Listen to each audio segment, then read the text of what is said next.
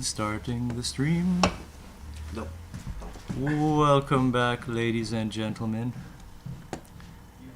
Yep. We're just going to set up the stream here. Probably going to take a couple of minutes. Okay, we'll grab the link. We'll share it with our Portal Mountain people.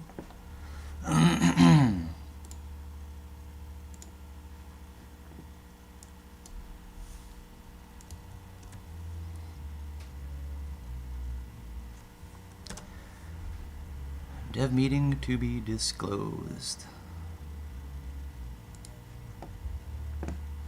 Okay, and we will set up the chat. We'll see if the chat's gonna want to work. Pop out chat. Which is nice when it does.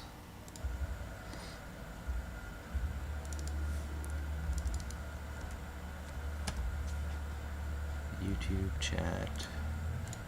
Okay, we'll do a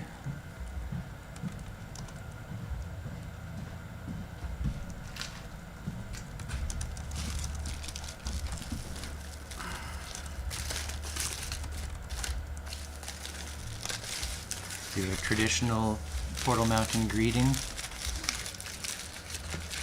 see if it pops up in our YouTube chat. Om nom nom. You go ahead and om nom while we set up here. So, last two meetings, we discussed dreams, myth, and magic. We did part 1 and part 2 of that.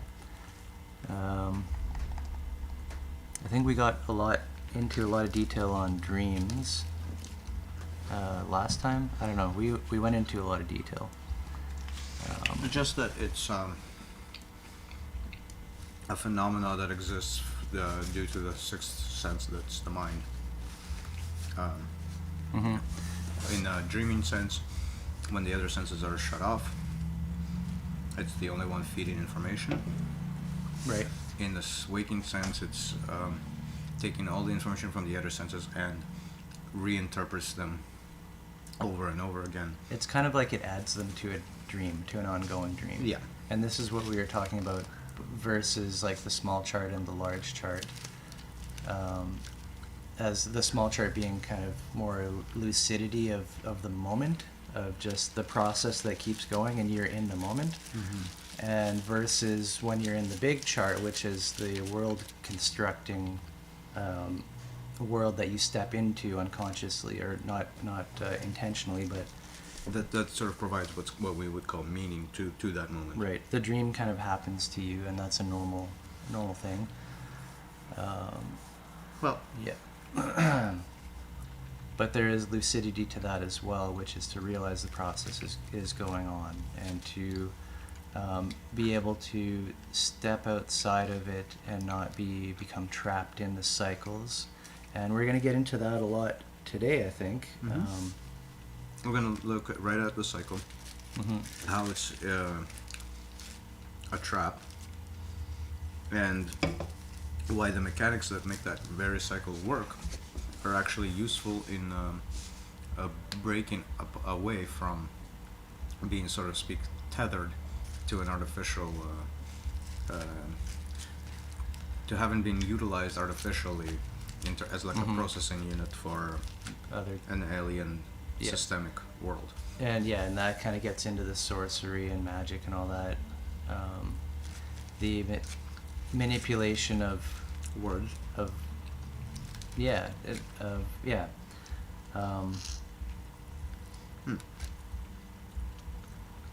Interestingly, the notion to say there is no magic is itself magical, in that you're trying to create an effect on other people, right? To have a belief that magic doesn't exist, although that actual resonance of that belief through people is what magic is. Right. So it's sort of the thought itself is a contradiction. Yeah, and so the last couple weeks, it kind of hit me pretty hard. I've been meditating on this idea of good and evil, and kind of I wanted to kind of drive very kind of intentionally to describing Portal Mountain and the work that we're doing, and the models that we've discussed and described, and how these relate to core behaviors which could be said to be either tainted in kind of a good or evil slant or whatever. And I think it's really important for the kind of the big picture thinking of like what we're doing, to introduce that notion and deal with it, the idea of good versus evil, because there certainly is something to that, although we don't want to start pointing fingers and saying this is good and that's evil.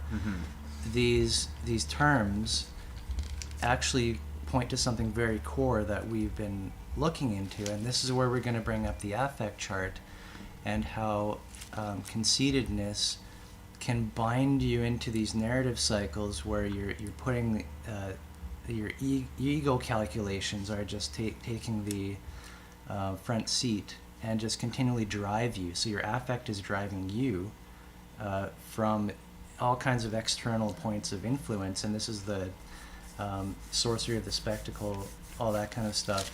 The manipulation that happens to us by society as it stands right now because of the mythology, everything that's built up, the commodification of all life, the externalization. We're going to actually go through the list of those myths. The creation of or externalization of products and services through a kind of a dead market, and this way of interacting with people in a calculating way. Enemies. As enemies in that our society is built this way, and we are trained from kids to, we're actually indoctrinated into a sort of evil system. I guess that's what I want to say is that by its own characterization of what is good and what is evil. Right. The mechanics of the system that's proposed this to be the condition actually wind up causing itself to be categorized as evil. Right. And we're going to go through the notion as to like why that is the case. Yeah. So like understanding good and evil, that to me just puts like a kind of a cherry on top as far as meaning and what we're doing and what we're identifying and what we're trying to talk about. So this feels like a good kind of capstone on top of this dream, myth, and magic Conversation thrust that's kind of this goes into it. Definitely, like when I'm thinking of sorcery, like a teacher teaching a student to obey based on authority and fiat authority and this kind of stuff, and like, well, you didn't do it how I told you to do it, even though you got the right answer, so therefore you get like only half marks or whatever. Story of my life in math. Right. So yeah, and that these kind of things being injected into you, and this idea that that self-esteem is the number one important thing, which is basically like a reckless ego that just is, it's not like self-guided, but it's like full of itself. Yeah. Right. That it just it's full of itself, callous, but it responds to only external stimuli, and so as full of itself as it is, it's full of absolutely nothing but responses. And so you can't really tell this apart from a robot following programming. Right. And so this kind of brings up the question that's usually a part of these kinds of discussions, like how do you tell if a machine is conscious or whatever? Well, at this point, you can't tell whether these people are conscious due to these effects. So the question between conscious human and conscious machine is not literally answered by the same element. Is like what is the self full of, and if it's only full of responses to the external stimuli, then the self is vacant of itself. It cannot reflect itself back properly, and any notion to do that winds up feeling as a punishment. Don't think I'd qualify this to why, but we can get into it. Yeah, I think we will. Yeah, and that's like, this is the following the meta history arc of the commodification of all life as a hollowing out of the culture that once made a being able to respond fully to its environment in a much more self-contained way. Mm-hmm. So there's still, of course, cultural relationship, tribal relationships. Well, when Familial. when writing took off, it the instructions for life started to appear on abstract objects out there, rather than come from understandings in here, Right. and that it. and that heuristic. That's a tricky one too. That heuristic teaches you to search for answers out there on a consistent basis, and it Mhm. removes you from searching for answers in here. Right. And This is the to the education extent, to the system. extent of that today, for example, you unless you have, say, a credential by a certification by an external institution, you are not to be trusted from your own volition on any subject. Right. Don't trust your own eyes. So that is the extreme. We're at the extreme end of that transformation, of externalizing our memories to the point of where we have to have abstract objects speak back to us to make Mhm. sense of anything. And there's And that is a always, huge loss. always this subtle thing that comes up, which I usually like to try and point it out or mention it, but so in earlier times, whatever, less commodified, you still did have, like in oral tradition, you still did have, certain taboos and certain rituals which you were expected to perform or not perform, and these were sort of codified. But the fact that the medium in which you are being introduced to these codings is one that's rising in context. So it's a person with a face and right in front of you, and they know something about you, and maybe your problems a little bit or your issues, and they can kind of tailor these to tell you, okay, we do this ritual because of this, and I know that this happened to you, so you can understand why this ritual is like that, and we do it like this, and this works for us, right? And if you vary off that, it's going to be problems, and you probably know why. So, and if you do have problems, talk to me, right? So Yeah. you've got this talking voice that's like right beside you, And looking at your life, helping you to understand. and to top it off, this is in the context of before we have a huge technological advancement. So deviating from, say, rituals and taboos would normally mean a death, because those rituals and taboos were developed in context of their environment, and they were developed in efforts to retain survival of the tribe. Mm-hmm. So the primary reason behind ritual and taboo is properly functioning social structure. And so, Right. And an education structure too, where people can grow up, be raised up into a ritual and taboo, and even though they don't understand it. So this is why, so it is a sort of commodification process, but it's one that's tightly coupled between elders and the youth growing up. and in particular the environment. Mm-hmm. Yeah, like you will learn. Because it's not it's not purely arbitrary. Things are told to you for a reason, and you can see them without having to pay the ultimate price. You can see. Yeah, You should be able to see. You see death. You see people failing Mm-hmm. at progressing due to their mistakes, and therefore you take that upon yourself to understand that Right.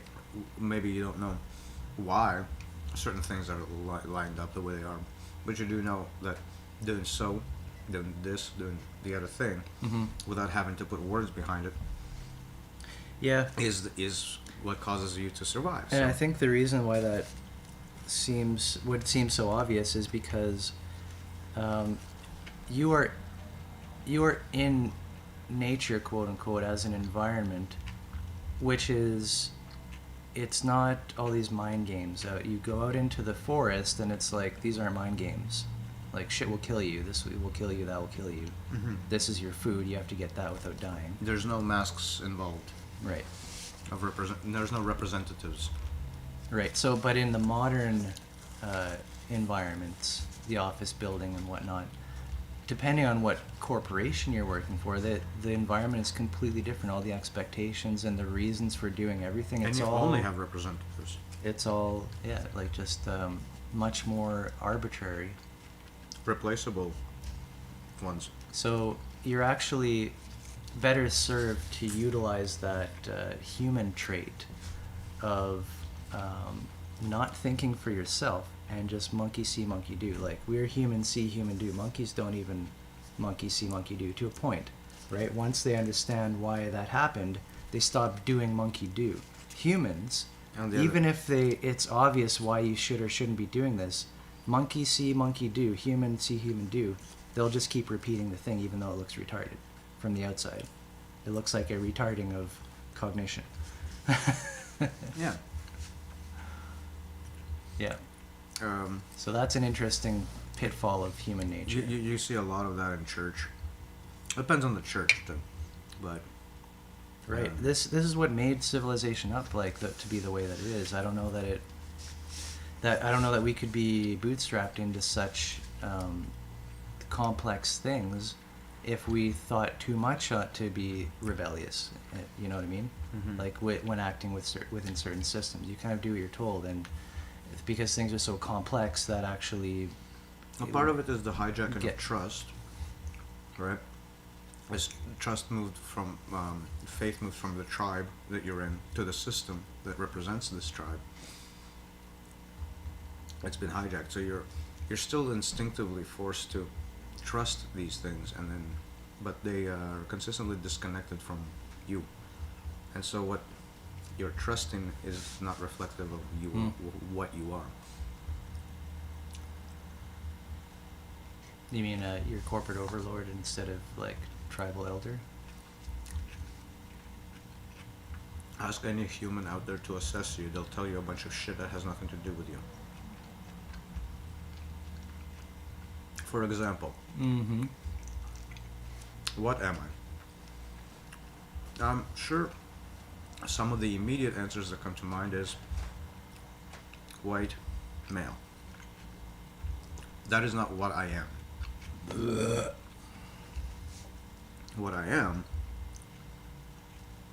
doesn't have a word for it because it's a thing that changes from moment to moment. You could make. I don't have a place. There's some sort of continuity to it, sure. You could make a hashtag. Well, that's my point. The words white, male, whatever don't actually describe anything. They don't pertain to what I think right now.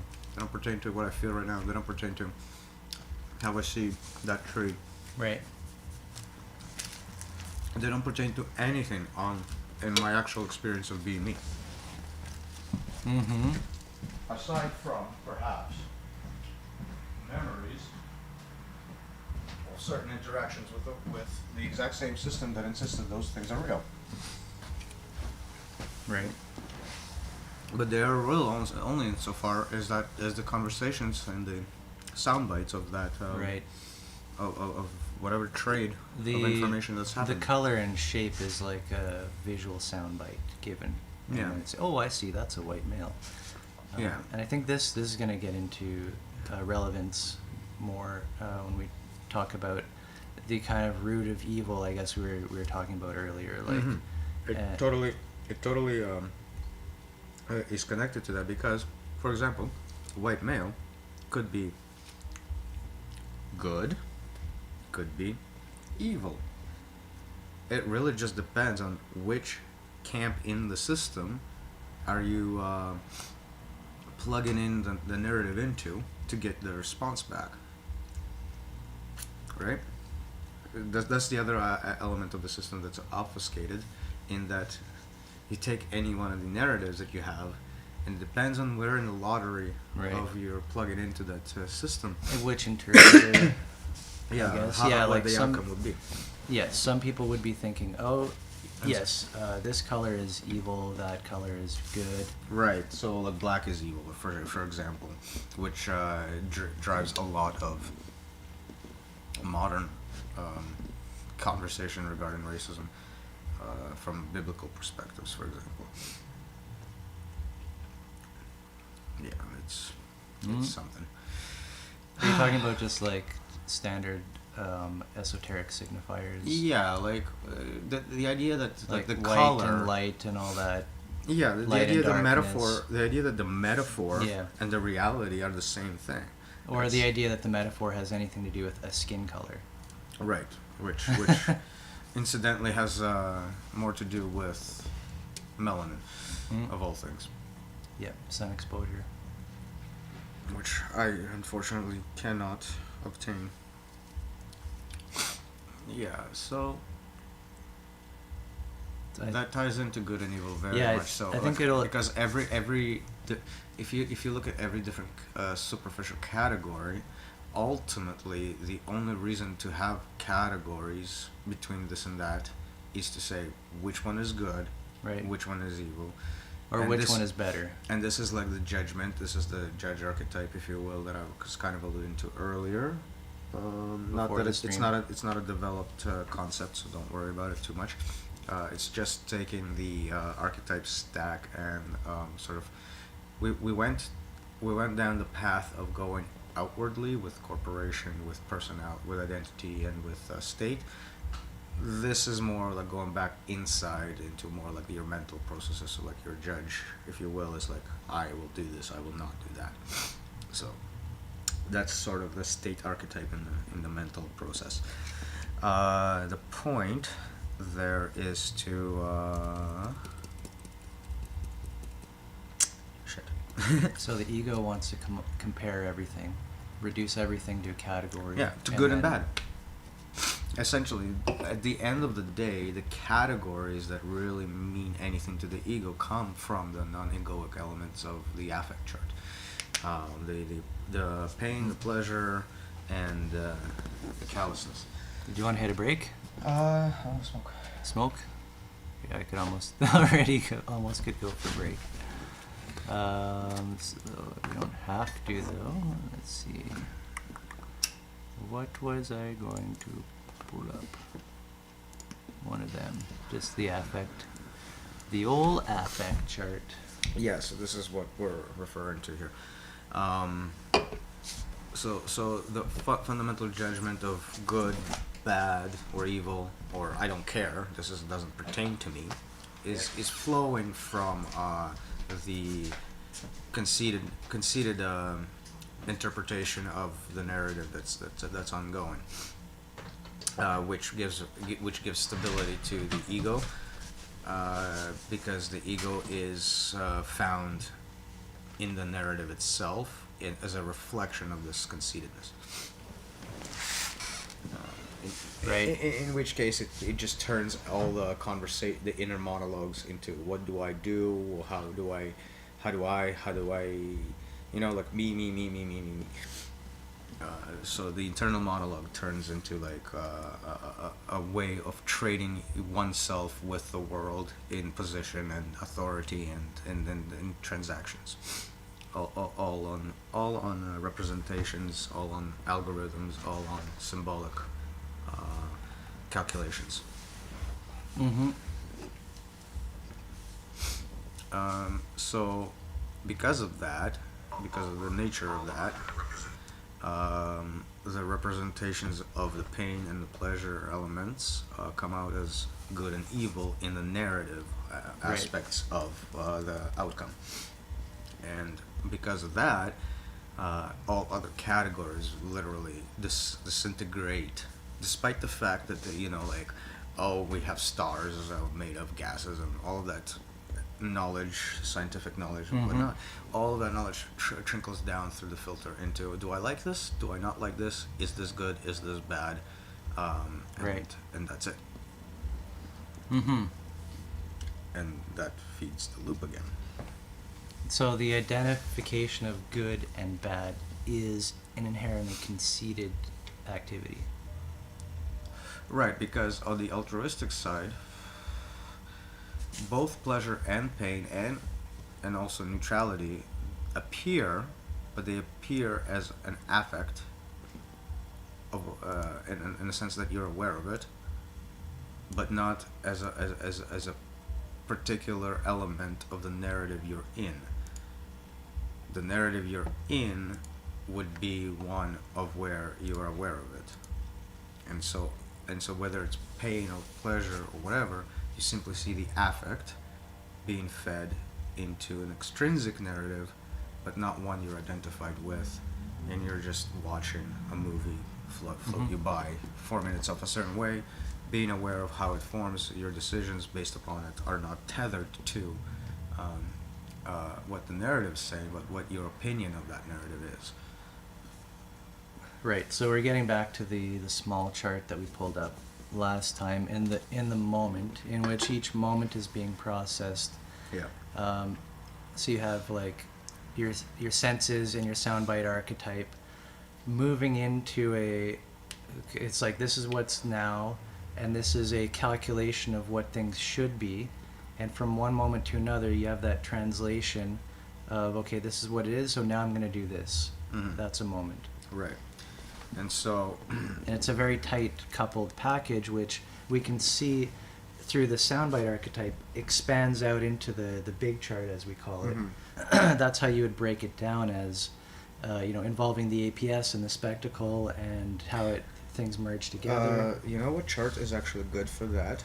That demonstration. It's not the big chart, but the second chart that came out of that, where Brain. you're seeing sound bites getting in, where you have the ontological matrix and the market machine at the top. Oh yeah, You know which one I'm talking yeah, about. we didn't bring that up last time. No, I forgot to use it as a reference point many times now. But I think in this conversation, it's actually worth looking at. No, Not that one. no, not that one. Okay, so you mean the soundbite chart, the one that was the ego matrix soundbite. Mm-hmm. Oh, do I have it? Do I? It's not here. What's that one? No, that's the big chart.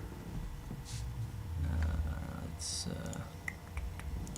just put this back this way so that we don't have to bother with reading my memes and getting distracted. Because I think I have it. I think I have it here. There it is. Yeah. There it be. Yeah, so this is kind of like an extrapolation of what happens within the moment and how everything gets rearranged into ego using affect. It's kind of So bulky chart a little bit. yeah, so we're starting off with the meta-narrative bubble, and we are basically saying On the left side. that as it is quote unquote normally, from a systemic point of view, anybody normal being born right now and put through the education system has this obfuscated meta-narrative, which consists of disconnected sound bites. So those sound bites is what we refer to as myths of the system. One of them being, say, the myth of progress. Another soundbite is the myth of merit. Right. Another soundbite. So, soundbites are the things you believe to exist. Like, this is the algorithm behind what's happening. That's the meaningful thing. It's obfuscated because if you take all these soundbites and you try to actually create something out of them, as a running story, you get garbage. Right. You just get a big giant process that pertains to no one.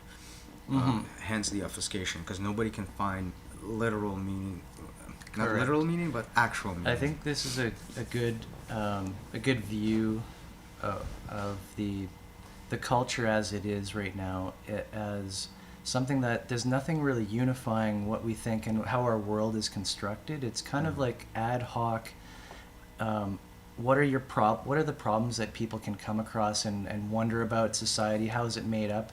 And then, so you see things that you don't like or that causes pain. Then you have myths to cover these over and say, oh, that's because this myth is happening. That's because this myth. But ultimately, they only lead to the system itself. They never loop back through one's own, with one's own self and existence as part of this structure. It's always obfuscating the self. It's always something abstract out there. Right, and this is where we are shunted up into that kind of the virtual reality which is constructed. And it causes us to treat other people as part of an abstract reality out there, as opposed to actual people with which you're sharing the world right now. Right. So to just elaborate a little bit more on the chart so it makes more sense, we see the machine at the top feeding the sound bites. So the obfuscated narrative needs to be dissected into its little pieces. Each little piece, how do we find out whether this piece is that piece or something else? That's where you get the machine archetype. It's the denotation of what's what, right? And how things supposed to fit together. So the market machine, as a total myth, is telling you, okay, this collection of information is the soundbite. That collection of information is the soundbite. Taking all these soundbites together, you got what is reflected in the myth, as it pertains, as it comes down to you from external communication, external thinking, external concepts. So your own obfuscated meta-narrative is being made sense of by utilizing this mechanical understanding of what this and that is. Right. So you get actual sound bites out of it, something solid to work with. Putting those together gives you that myth you're working in, the window of reality in which you believe things are happening. The same sound bites also appear as a collection of ego, as the ego mechanism itself, in that it's the reflection of the current neural unit, if you will, with its self-reference, i.e. The monologue about I. How do those sound bites combine into a whole entity inside the said myth that we were just discussing? And so this ego built out of sound bites appears as different agents depending on which sound bites from the current market system are combined in this instance, in that instance. So ego itself is one structure, but egoic agents appear as different variations of this structure depending on which combination of sound bites are fed into it, which also is the case. So we see that on the right side of the diagram here. Yeah, and ego as a collection of agents, and particular agent dealing with certain sound bites. Right. So from the perspective of the myth, you've got the quote unquote universal meaning of the sound bites, what they represent as a reality.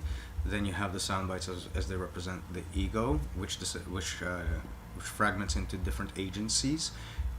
Those agencies placed inside the myth creates the ontological matrix, which is the waking dream world within which we all operate. So that's the meaning of this diagram. Right. So that's a coupling of the myth as the top-down kind of like worldview building, and then the agency is operating within that context. Right. So you'll notice that the soundbite builds both ego and myth are two entities created out of sound bites and then juxtaposed onto each other as agencies within a matrix. Right, because we do feel like we are separate actors and agents doing things in a greater context, but meanwhile that who I am has been built together out of sound bites, and that greater context is just a cluster of the same sound bites and from the impersonal perspective of like to quote unquote give reason to why ego does so. Or an agent, an egoic agent would be Right. acting a certain way, And each agent is trying to trade with other agents using the same ego mechanism to stack themselves up in a power structure to gain more Right. power over the mechanism. Yep, and at no point there is that kind of self-reflection possible. Right. Look, the entire thing is hijacking the moment. So if you go back to the moment diagram, Moment. so if you have that structure sitting inside your soundbite archetype, right?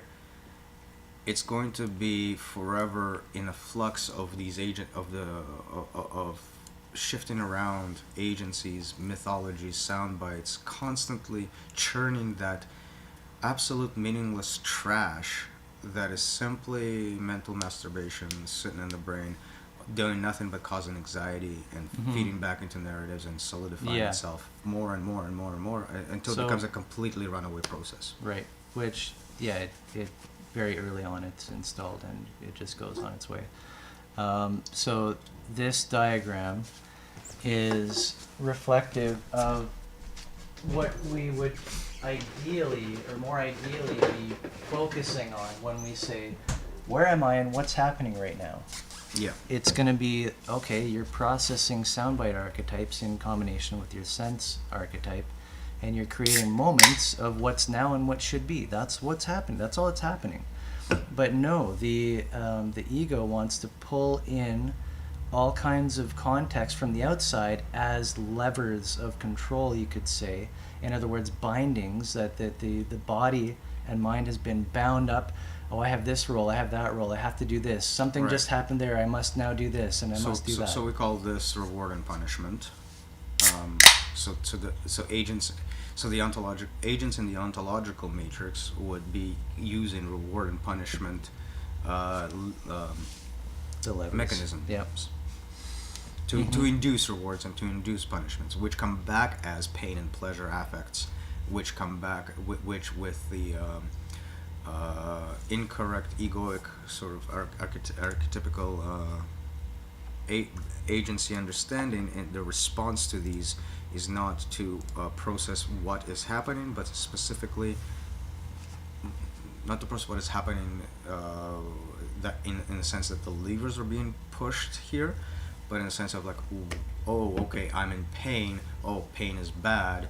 How do I fix my story so that I don't have no longer pain? How do I go away from that? Right. So that's like, instead of realizing that a lever has been pushed from the outside that one can respond to, able to respond. You are catered to not respond to it, rather you're responding to some representative algorithm yet again that has nothing necessarily to do with it. It could, which is, for example, what we're doing with this model, but in general, if it's not reflective, you don't get that effect.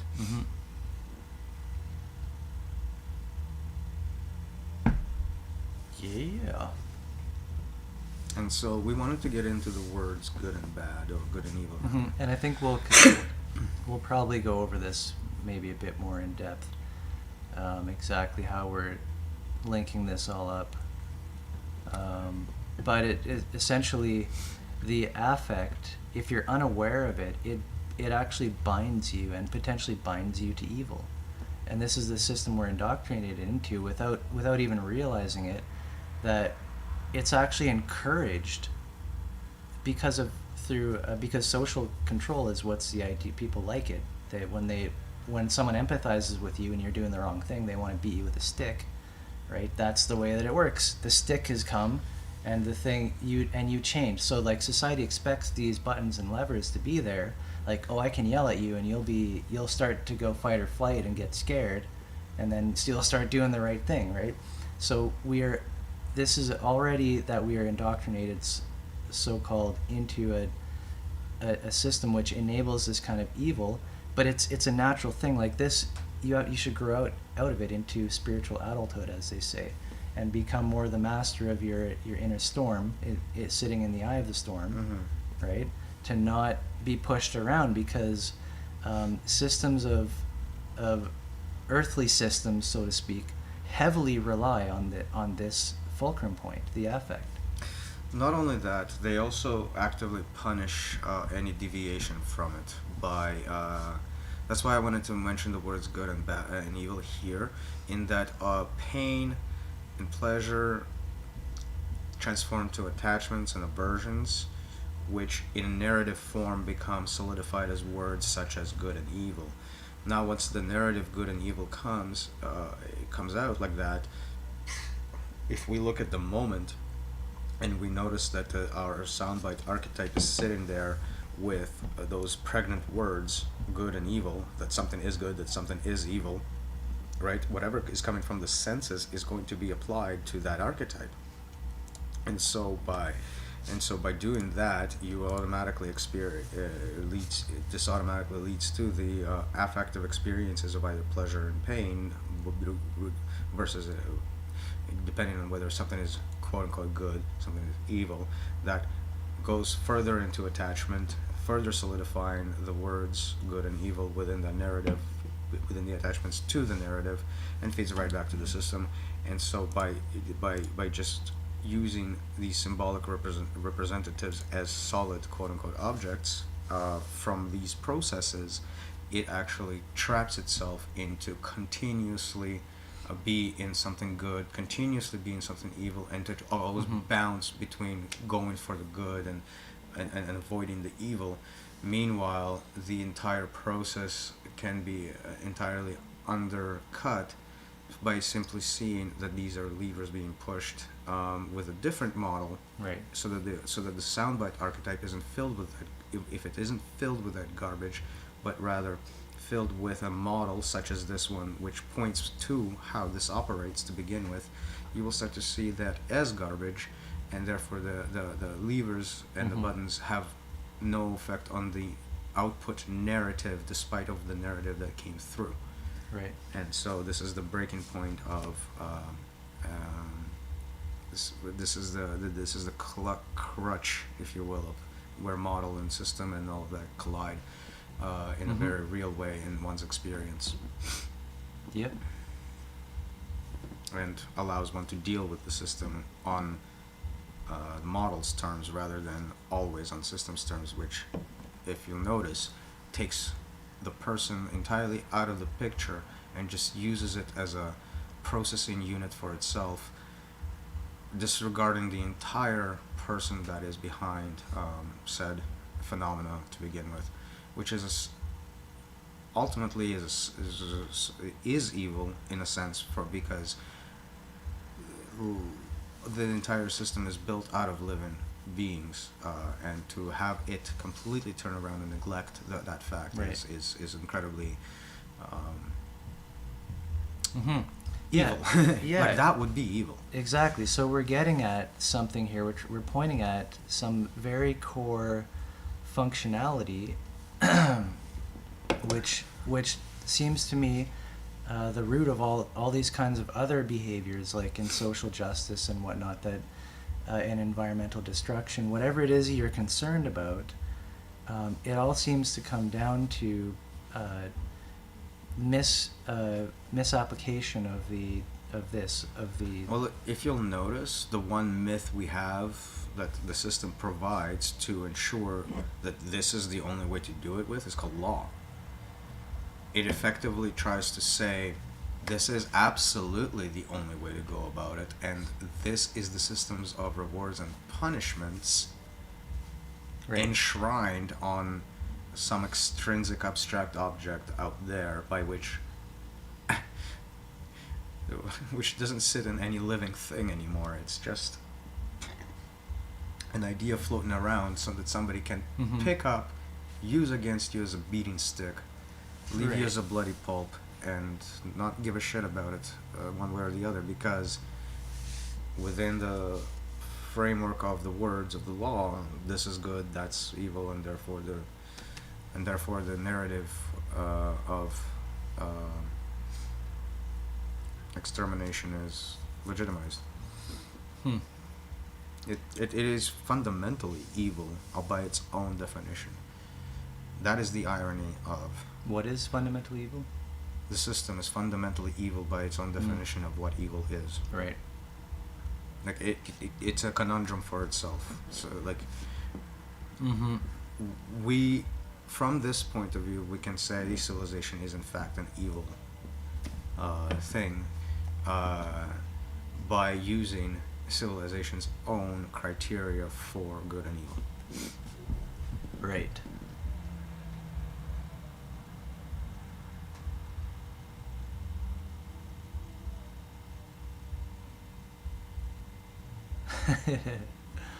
Sorry, Yeah. I worded that wrong.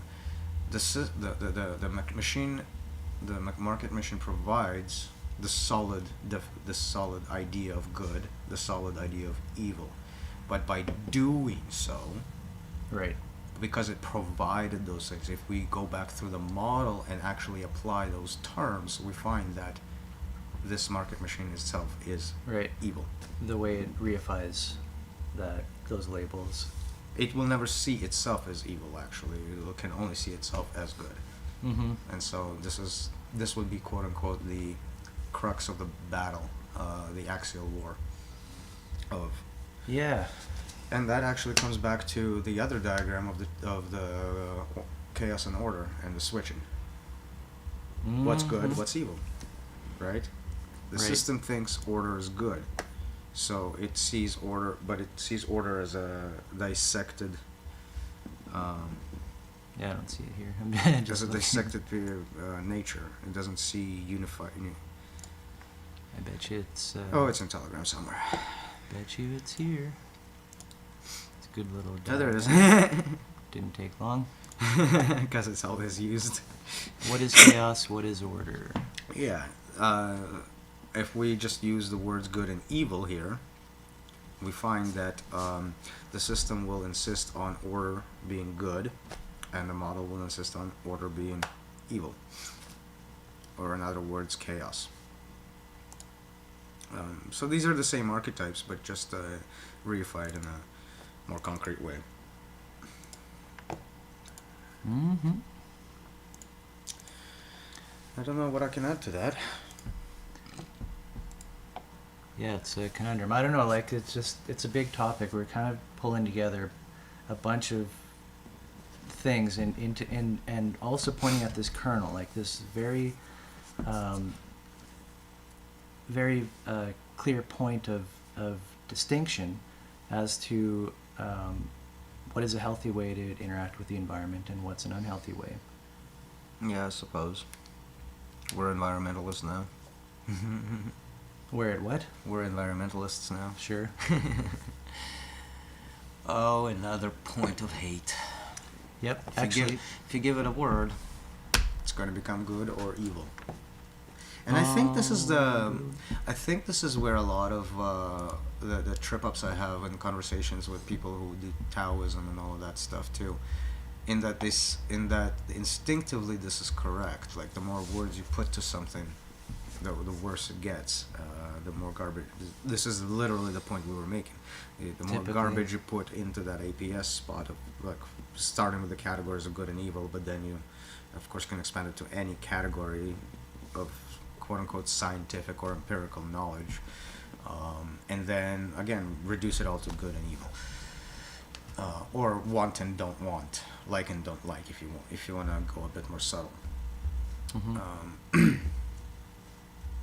So yeah, Right. So Yeah, that affect binding of conceitedness.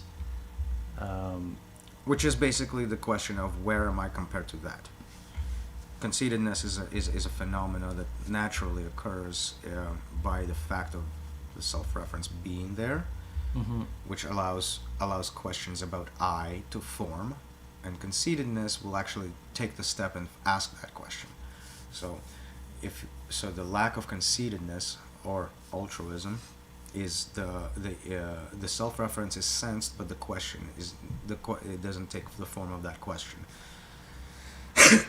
There's no self-comparison. Yeah, it doesn't go down that road. Right. it's seen and it's acknowledged. Right, but the I is no longer compared in the inner monologue to anything, and the algorithm of that response does not proceed, which would be the pleasure, pain, and attachment and aversions, Right. and the rest of that, which ultimately wind up as that dysmorphism. That's the dysmorphism we're really talking about, leading to the soundbite archetype not being aligned to this model, but being aligned to whatever words come through the narrative as solid objects. Right. Yep. So instead of the moment being your experience, you're swiftly taken away into the dream. The moment is being used by some algorithm crunching thing and you're stuck in dreamland, Right. not being here at all. So it's either somewhere in the past, future, or even in the present. The present is still an illusion. The Right. moment is the moment without any of these distinctions, because all of those kinds of elements collapse through the soundbite archetype into the moment and present themselves in the moment right now. So Right. The funny thing about the moment that you almost have to model it a little bit to even see that it's there. Because how do you know what the moment is if you don't have an idea if of it's just being used for what something are else? moments like? What is a moment like? Yeah. And we're trying to demonstrate that this experience is worth A, having, B, used as the primary mode of experiencing the world after it has been experienced, because that experience is actually demonstrates why that is the case. And this is where we get into our quote-unquote faith here. To take on the Right. task to begin with, to have that experience, is taking on faith, since you've never had the experience. But having the experience tells you the worth of itself. Right. This is bootstrapping. Participants bootstrapping. And this is also the point of where we say faith cannot remain in faith. It has to move through that moment into a conviction. Take it on faith. Do the meditation. Use that response you have as your conviction, and which could be negative. I mean, that's not lost on me, but Yep. with proper preparation, in general, what we are seeing is that with proper preparation, the response tends to be somewhat universal. People be talking about stuff. So let's take a quick break. When we come back, maybe I'll advertise or remind that we have the live stream going on, and we could ask questions or talk. We're more than happy to interact. Paulo did put a quick note up on he was saying the table is fire, which of course it is, as you can see. We've got all the little signifier artifacts that I made. We may end up talking about that later on. We don't have blue. Yeah, because I didn't have the correct spray paint. So yeah, let's take a quick break and then get back into this. Maybe try to recap a bit and step back into the context, like the bigger picture here a bit, or whatever. Well, see where it goes. We're starting with that, with good and evil, and I think what we can do is go through the myth chart or the myth table, and sort of start applying, start addressing, Right. Discussing.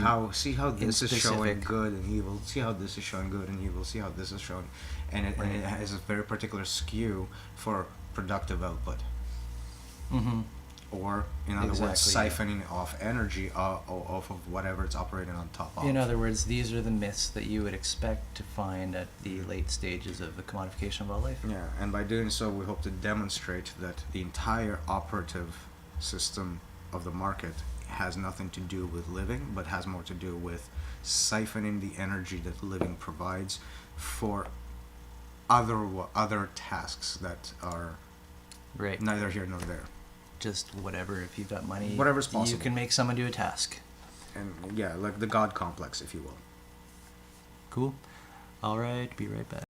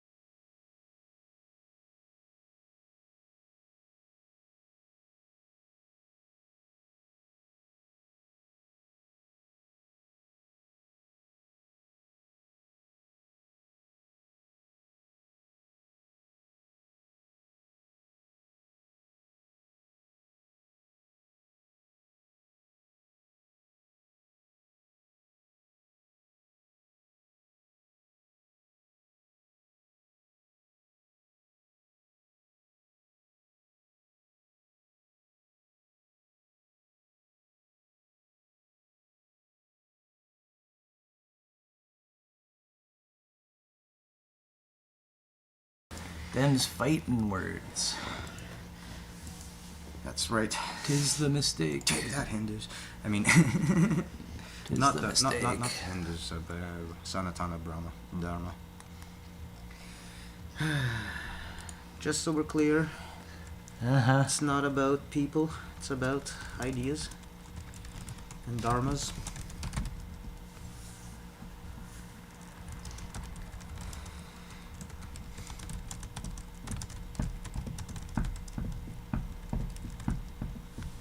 Just, reminding the peoples. Everything typed here is appearing on the stream, just so you all know. Which is fine. You go ahead and just talk about whatever you like. We've got our YouTube chat as well. So we is just fine.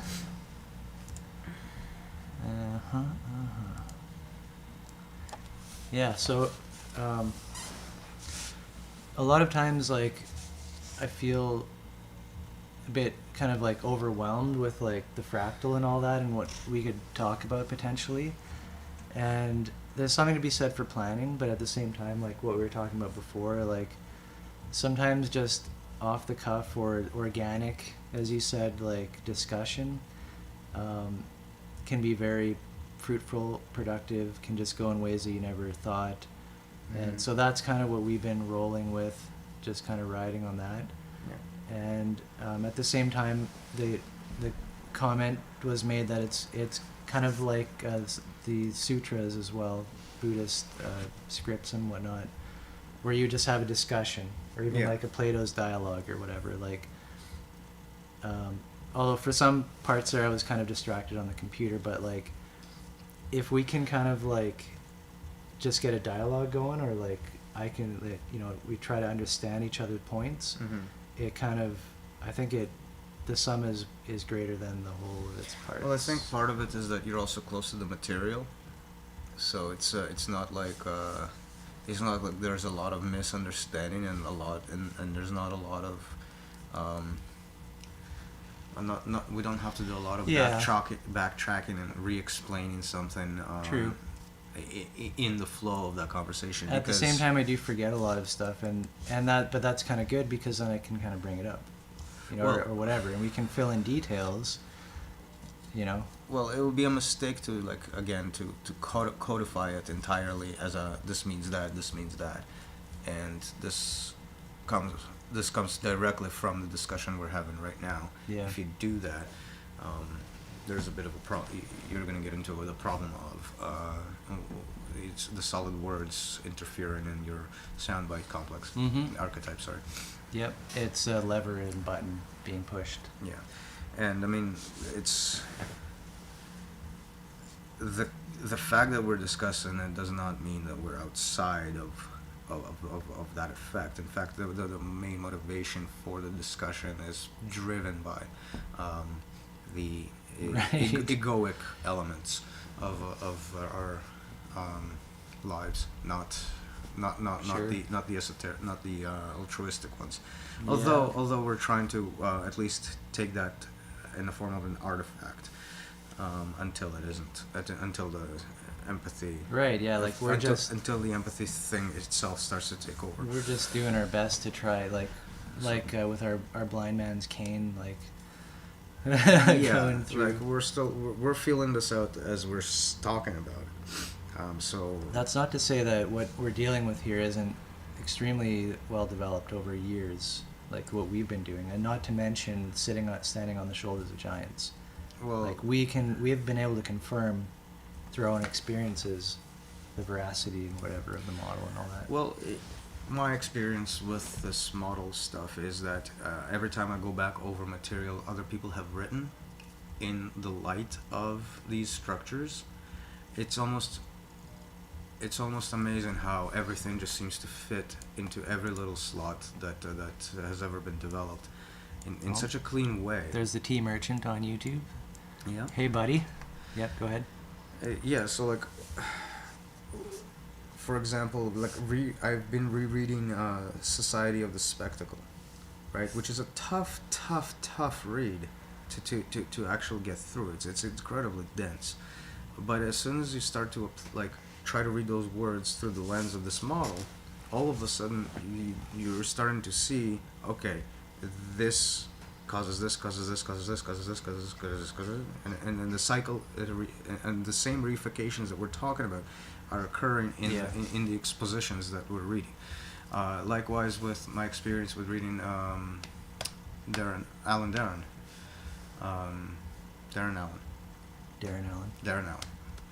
It's like two first names. 33 Myths, which we're about to get into. 33 Myths, rereading that in light of the model, it was almost like one-to-one. Reading Self and Unself outside of the ontological claims, because we have our own. Everything outside of that subject just lines up. Even with the quote-unquote mistake, by saying that the self is stable, for which example. was heavily caveated, as you described. It's a metaphor, but like there's a point made of like the self doesn't change, and we do take issue with that. In that no ontology is even the simplest ontology does not work. And the reason being, like, okay, you can say like, yeah, something is permanent, or something feels permanent, or you think that something is infinite, or whatever. Like, you can say that, but what does this have to do with your experience in the moment? And what it does is it actually ejects you back out into the dream again. At certain points, it pulls you back out into the dream. Yeah, in a sense that you have an ontological entity across which you are reasoning and performing calculations and creating words for. Not that we're creating words for them, but to always. This removes the allowance to see it as a ephemeral. This removes the ability to see the transitivity of it. And we're talking ultimately about extinguishment of the flame of karma and whatnot. Right. And I wanted to bring up that an interesting point. Many people have the idea that an enlightened master in the Buddhist sense would say, let's say somebody's getting beat up and the Buddha walks by. Well, he's not going to help anybody out because he doesn't want to add to his karma, or something like that. You know what I mean? Like, he doesn't want to create any karma, or which is funny, because in actual Buddhist scripture would definitely refute that immediately, with instances of him getting specifically involved to the point of getting physically injured, actually. Right. But this comes from I think from other kinds of scriptures that talk about, well, the one thus gone, or the Buddha, it does not engage in, say, the medical arts, because they are sort of debasing. There's a scripture to that effect, but its meaning is not entirely clear if you just try to just take it on without any context of what Buddhism as a whole presents to itself, and why would it call it such a.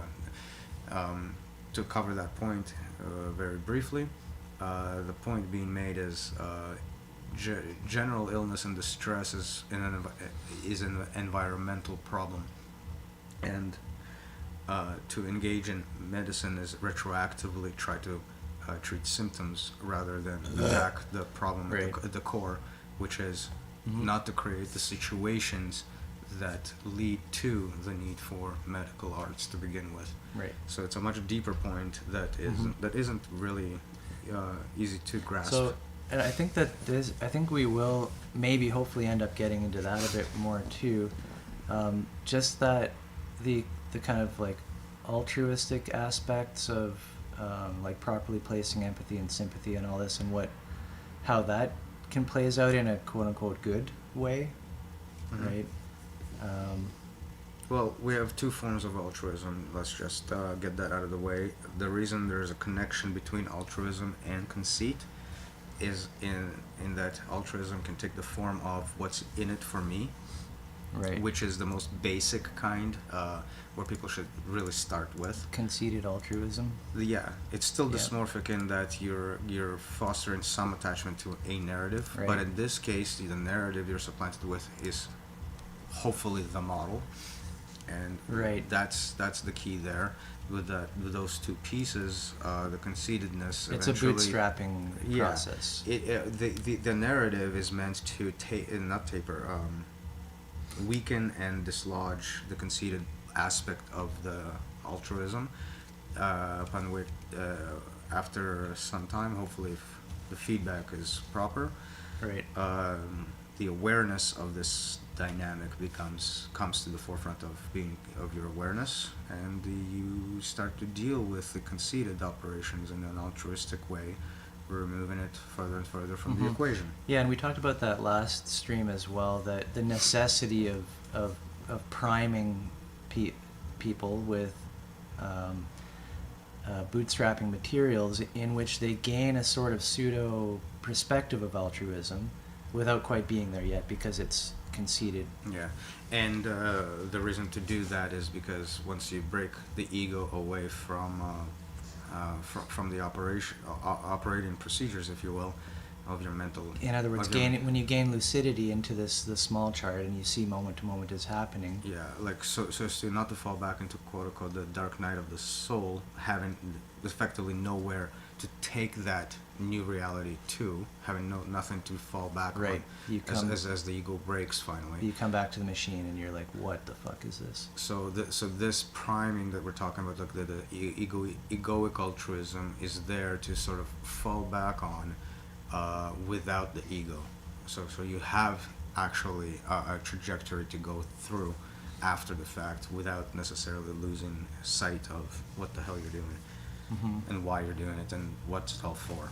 And so, yeah, Right. and I think that element of say Buddhist practice is really missing in the West, which focuses on meditation.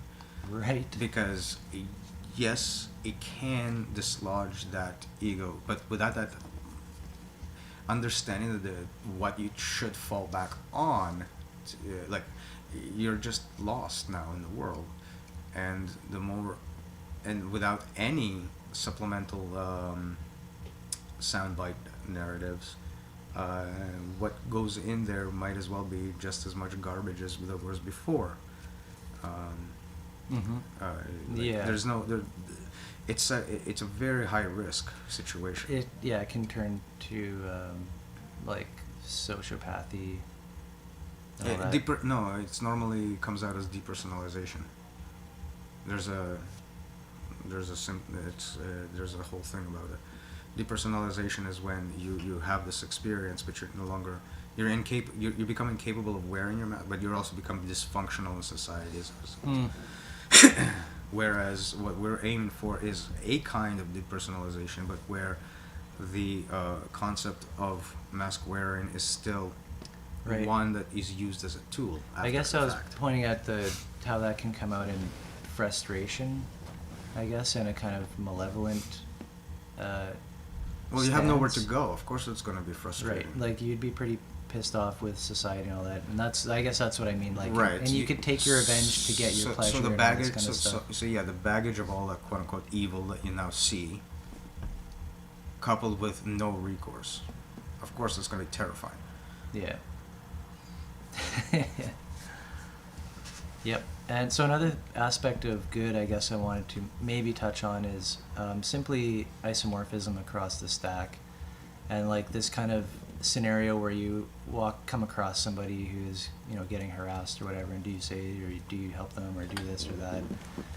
And I think that the answer is yes, more when things become more selfless, not so ego-centered. Well, what the question becomes: do I help them or do I not help them? But what is the correct course of action in this situation? Right. Right. It's not about them. It's not about you. It's about what is this, Mm-hmm. and that what is Yeah, yeah, this exactly. provides all the Yeah. answers. Yeah. In terms of what should and should be done, and what we Right. would call an enlightened Buddha Yeah, would and see that. So we immediately we get pulled in by the nature of our being, our animal kind of being, that, okay, there's a conflict in our environment. We know what that means. That means somebody could get the shit kicked out of them or killed. That means fight or flight.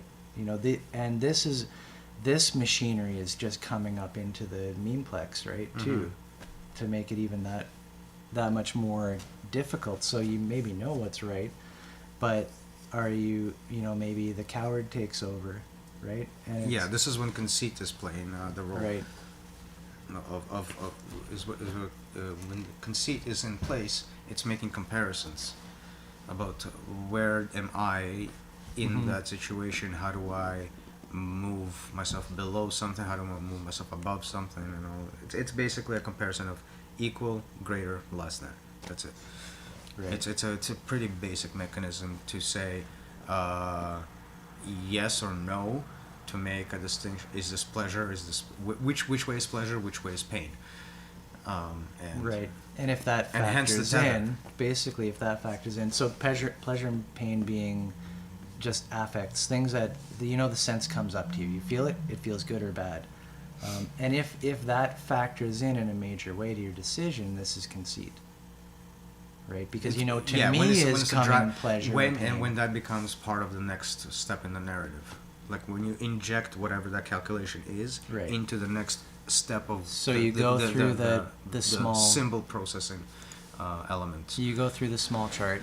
Yeah, and so what comes out in the resolution archetype involves a comment on I'm going to be doing this, an intention, right, and a sort of like declaration of I. Movement, where, how, right, and that becomes the next moment, right, and then that becomes the next. It shrinks to becoming the next soundbite archetype. The sense archetypes come through. Well, you move through the world with that. You bring in new senses, and you're in a new position. Things are calculated again. But this conceit is staying with you typically in each cycle. Yeah, to try to move the thing up and down, given the rank it sees in the outputs of its production that it produces. So what input can make conceit move up? What input can make conceit move up? On the pleasure scale. How do I move down on the pain scale? Yeah. And so on and so forth. And so very mechanical. And and the entire process is now bound up in this calculation, leaving the actual experiencer of this as not even as an afterthought, but a non-existent thought. There's only some eyes inside some stories, and pertaining to literally no one. And yet you ran away and survived to fight another day, and you're still existing. So right, because that story and this story are so disconnected that the body just keeps surviving on whatever scraps it keeps getting from the output of this garbage producing shit hole. Right, and so because you ran away, somebody died, and it could have been much better off, and nobody would have died, or like these kind of things. And then, what if you were the guy getting beaten up, and then so you have these other kinds of potential thoughts, and not even a thought, but this is how people work together in society. We're part of a bigger whole thing that's going on. And when we section and slice ourselves off to only care about what pain and pleasure is happening to this unit, that is causing a dysmorphism, a distortion in the Hall of Mirrors. Yeah, complete obfuscation, because your inner life is obfuscated. My inner life is obfuscated.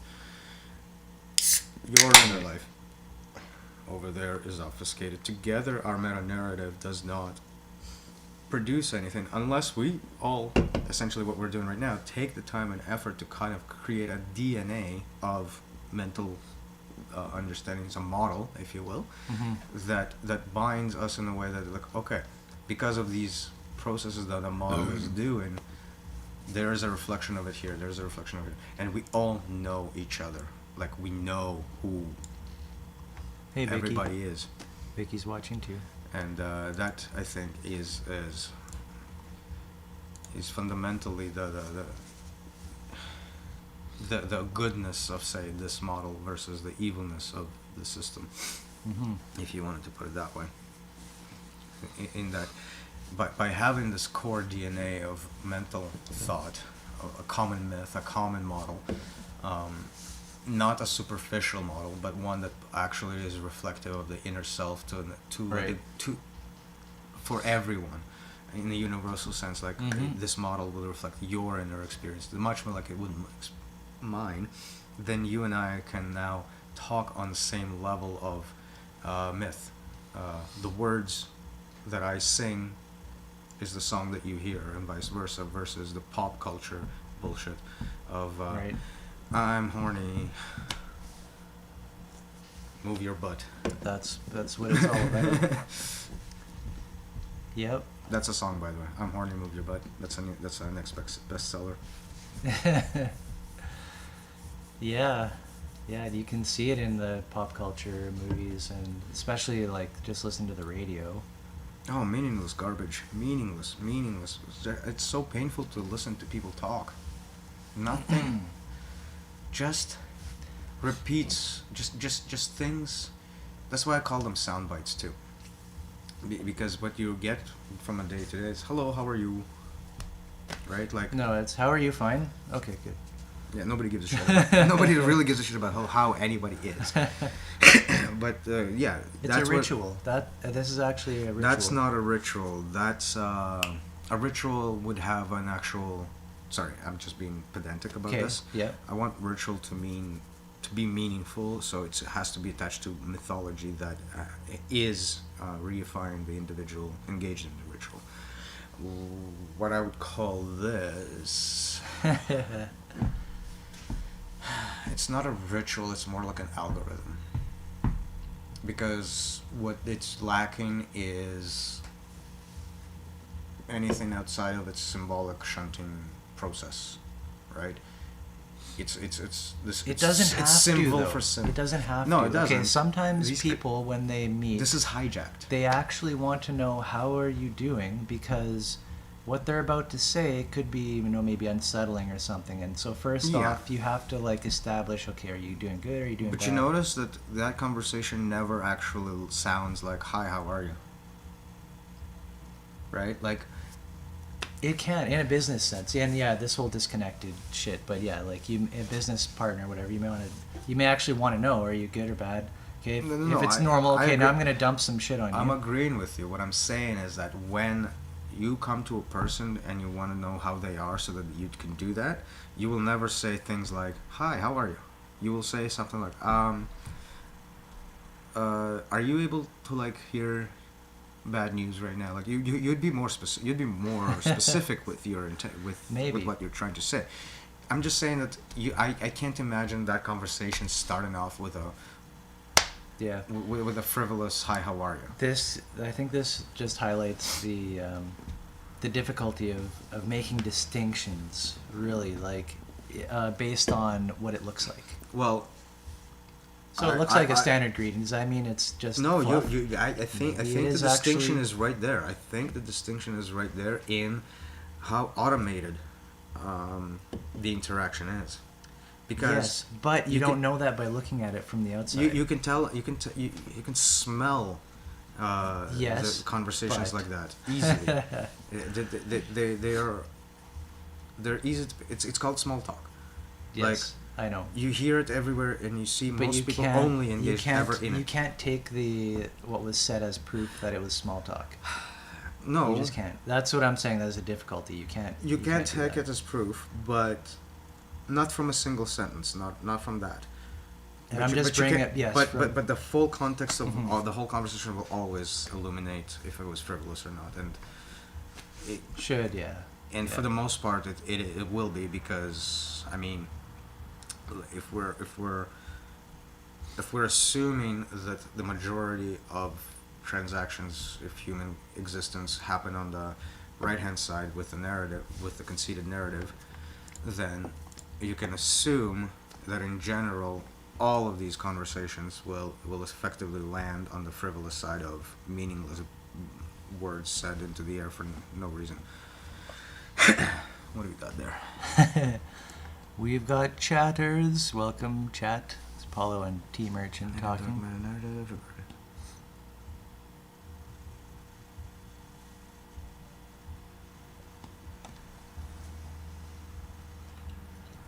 Direct Judgement, 7 p.m. Always nice to have chat.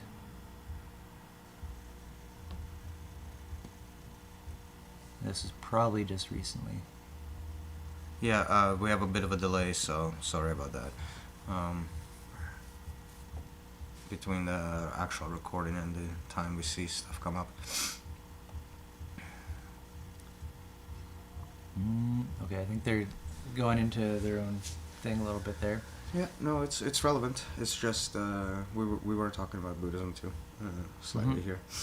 It is, for lack of a better qualifier, it is Buddhism. Right. So, and Paulo mentioned like just this. He says going up or down on The conceit ladder. Right. Yeah, this is all probably interconnected. We were kind of on a roll here with trying to say that shit. I hate when this happens. Help. Well, we were just talking about like what is a fake or a true signal when you're talking to somebody. Hey, how are you? And all that. Yeah, Right? you You can't tell just by that, but yes, in an overall sense, you can essentially you can get the feel of the superficiality of a conversation. And how are the kids? This comes back to in my I'm tired. Work is hard. in my experience, this comes back to degrees of coherence, in that when somebody is a member, they stop doing certain mistakes, and that's how you tell. It's not that they did start doing something; it's that they stop breaking constraints. That's how I would typically identify. Right, So when because you're watching somebody, you can't tell if they are or not until they start breaking and breaking. So they asked how you are, and then they didn't give a crap or didn't care. That there's a disconnect. Okay, that's a red flag. You know, they just went right on to they just they didn't care about you as if you were there. They just said it as a platitude because that's what you And say. then steamrolled you. Okay, so you broke a constraint. You were actually just about to talk to a human, and then you started spewing machine code. Yeah, that's a great way to say it. That's a broken constraint. That's a great way to illustrate that one. Okay, you were just about to talk to a human, and now you're just spewing this machine code everywhere. So then that's greasy, to your point. Greasy machine. To your point, you can detect breaches of constraint. Yeah. So yeah, the context will definitely always inform you, and I mean, who are we kidding? Because the majority of people are not going to be engaged in the model explicitly in any capacity. We can pretty much assume, for the most part, you do need to listen, but the general public is not going to be talking beyond the sound bite level of the interaction. They're going to maintain that ontological matrix as whatever simplicity it has. The interaction will be constantly in a transaction mode of platitude exchange, by which, quote unquote, what do you call it? Not trust. This isn't trust. But the whole judgment of you know those people you gotta prove yourself to me before I take you, before I trust, kind of. Yeah. You know those those individuals, I don't trust anybody unless they've proven themselves to me, that kind of bullshit. Yeah. So, what was I trying to say with that? You want. Lost my train of thought again. Fuck, I'm so tired.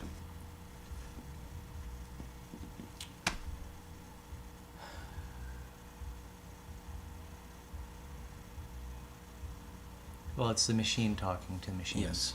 There's the trust that's being built is simply a collection of signifiers. Right. Which are being reified to say, oh, this really means that you are trustable. Right. So So the idea being there is that Meanwhile, it's sound bites. you're not actually building any kind of rapport with the person because you don't actually get to know that person in any capacity. Right. You're simply relying on You're checking off a bunch of boxes for a soundbite. Does this one apply? Does this one? Yeah. Mm-hmm. And so that's a hollowness of the interaction, and this is how people remain disconnected systemically, if you will, in every capacity, and why being an individual is really being a business is, and therefore you have to operate as a business, and we all know that we're not businesses, and we can't not have quote unquote food income for a period of time and go bankrupt in that sense. No, this is a life and death thing. Yeah. And you don't come back from that, so it cannot actually be represented as that. That is an incorrect representation of reality. Mm-hmm. And also, Yep. for that reason, evil. Hey man, you system, you gave us that word, and we're going to use it. Yeah, I like it. It's pretty powerful, and like all these other, we'll just add it to the list of like new age words. Yeah, yeah. We have We a bunch of reappropriate.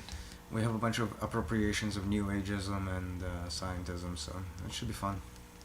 Yeah, I almost thought that we could, because I know you mentioned, I don't know in what context, but you mentioned energy and power as things we could get into, and we kind of have before. So energy being the absorption of quanta into the stack from resonances. Right. So resonances coming at you, you absorb them, you absorb the quanta, the codings. Right. Okay. And that so builds up potential. the potential is also modeled. Right. Power is the kind of stack you have, right, can be loaded up with this much potential. So power would be a measure of this stack can handle this much potential versus that stack can handle that much potential. Therefore, you can say this stack is more powerful than that stack. So you can have that kind of calculation happen. Why don't you just say it has more energy? Because energy is ephemeral. It's not a quality of the stack itself. Okay, it's so something that happens so wait, as so activities of power stacks. is then must be the reapplication back down the stack to use it. Right. So power is an indication of, first of all, you can absorb more potential here versus there, therefore more power. Get it? And on the flip side, as you start to dissipate the energy out because of your potential, you can dissipate far more powerful expression. So it's like if I have a better language, for example, I exert more power over the word terminology of Portal Mountain. So my potential for, say, wordsmithing. So power It gives me more power in that exactly stacking like framework. Power It doesn't mean that I'm more powerful. It just means that this stack is more powerful. I'm not that stack, right? It's agencies is cross-stacking in a very complicated. Right. So power seems to be almost like the ability to realize potential in a stack. Yeah, so a more powerful stack has more effective power over its resonance. Now, there's also... So a powerful person, for instance, will be less swayed by argument, by frivolous argument, than a less powerful one. And you can use this analogy in many different ways. It's more of a metaphor than it is a real thing. Like you gotta know that. So power has to do far more with the complexity of the stack itself. Right. Yeah, and so in the context of evil and like the modern world and all that, like I kind of wanted to paint that picture over the modern corporation and all this kind of stuff as being like a meat stack of humans stacked on top of each other. Just they do something. So you've got piles and piles of humans, and you've got management and all this kind of stuff on top. So the management has the power through the stack to manipulate the different things to just do this or do that, right?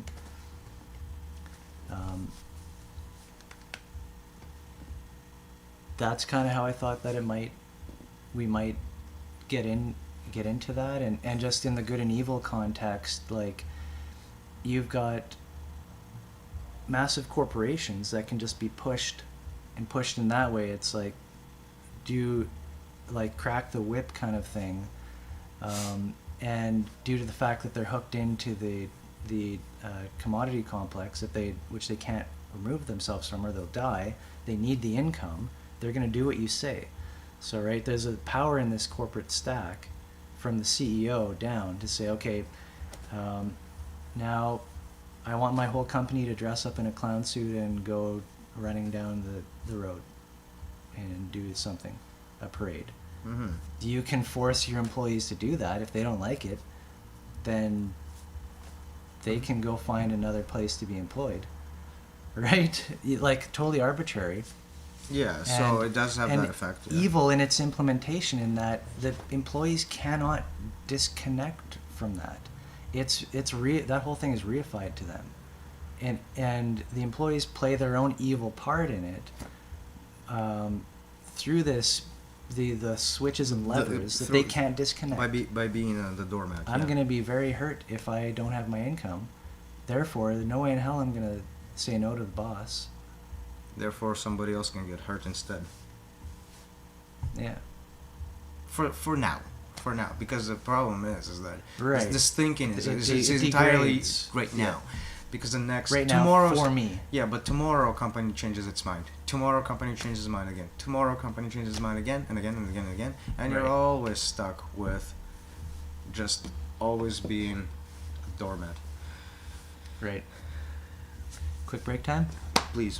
Quick break time. Be right back.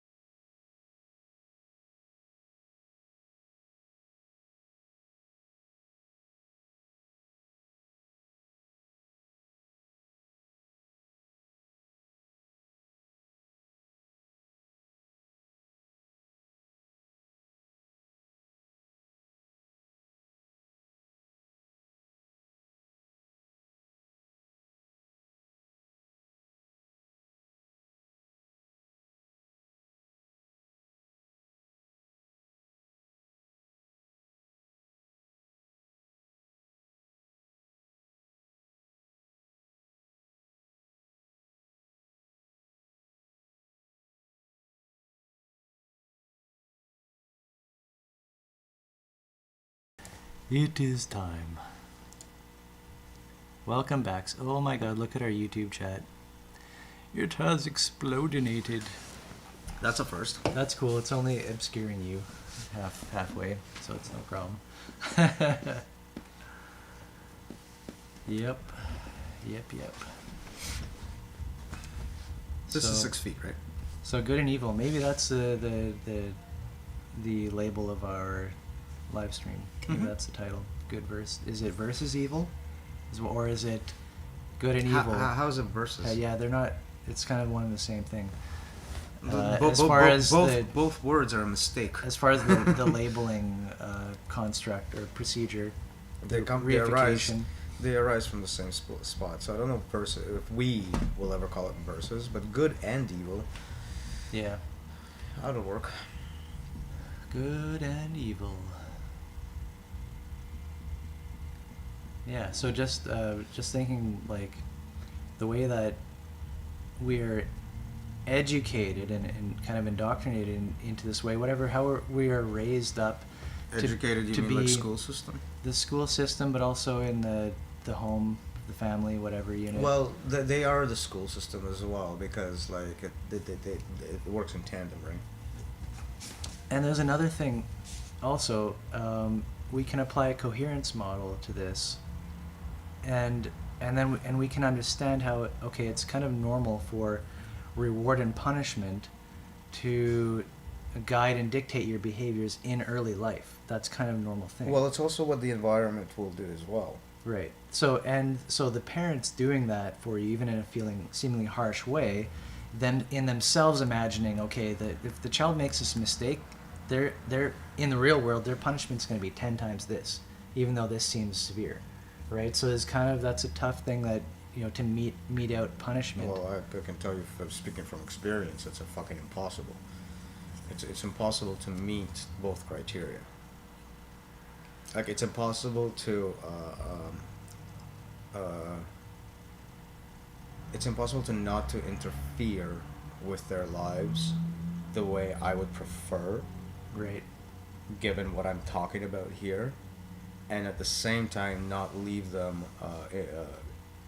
socially completely naive and socially incapable of functioning in a world that is completely the opposite of what I'm saying.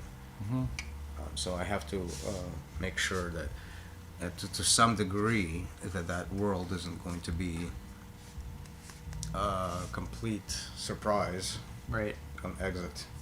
Yeah, so I guess this thought kind of comes from the fact that I am kind of fascinated by the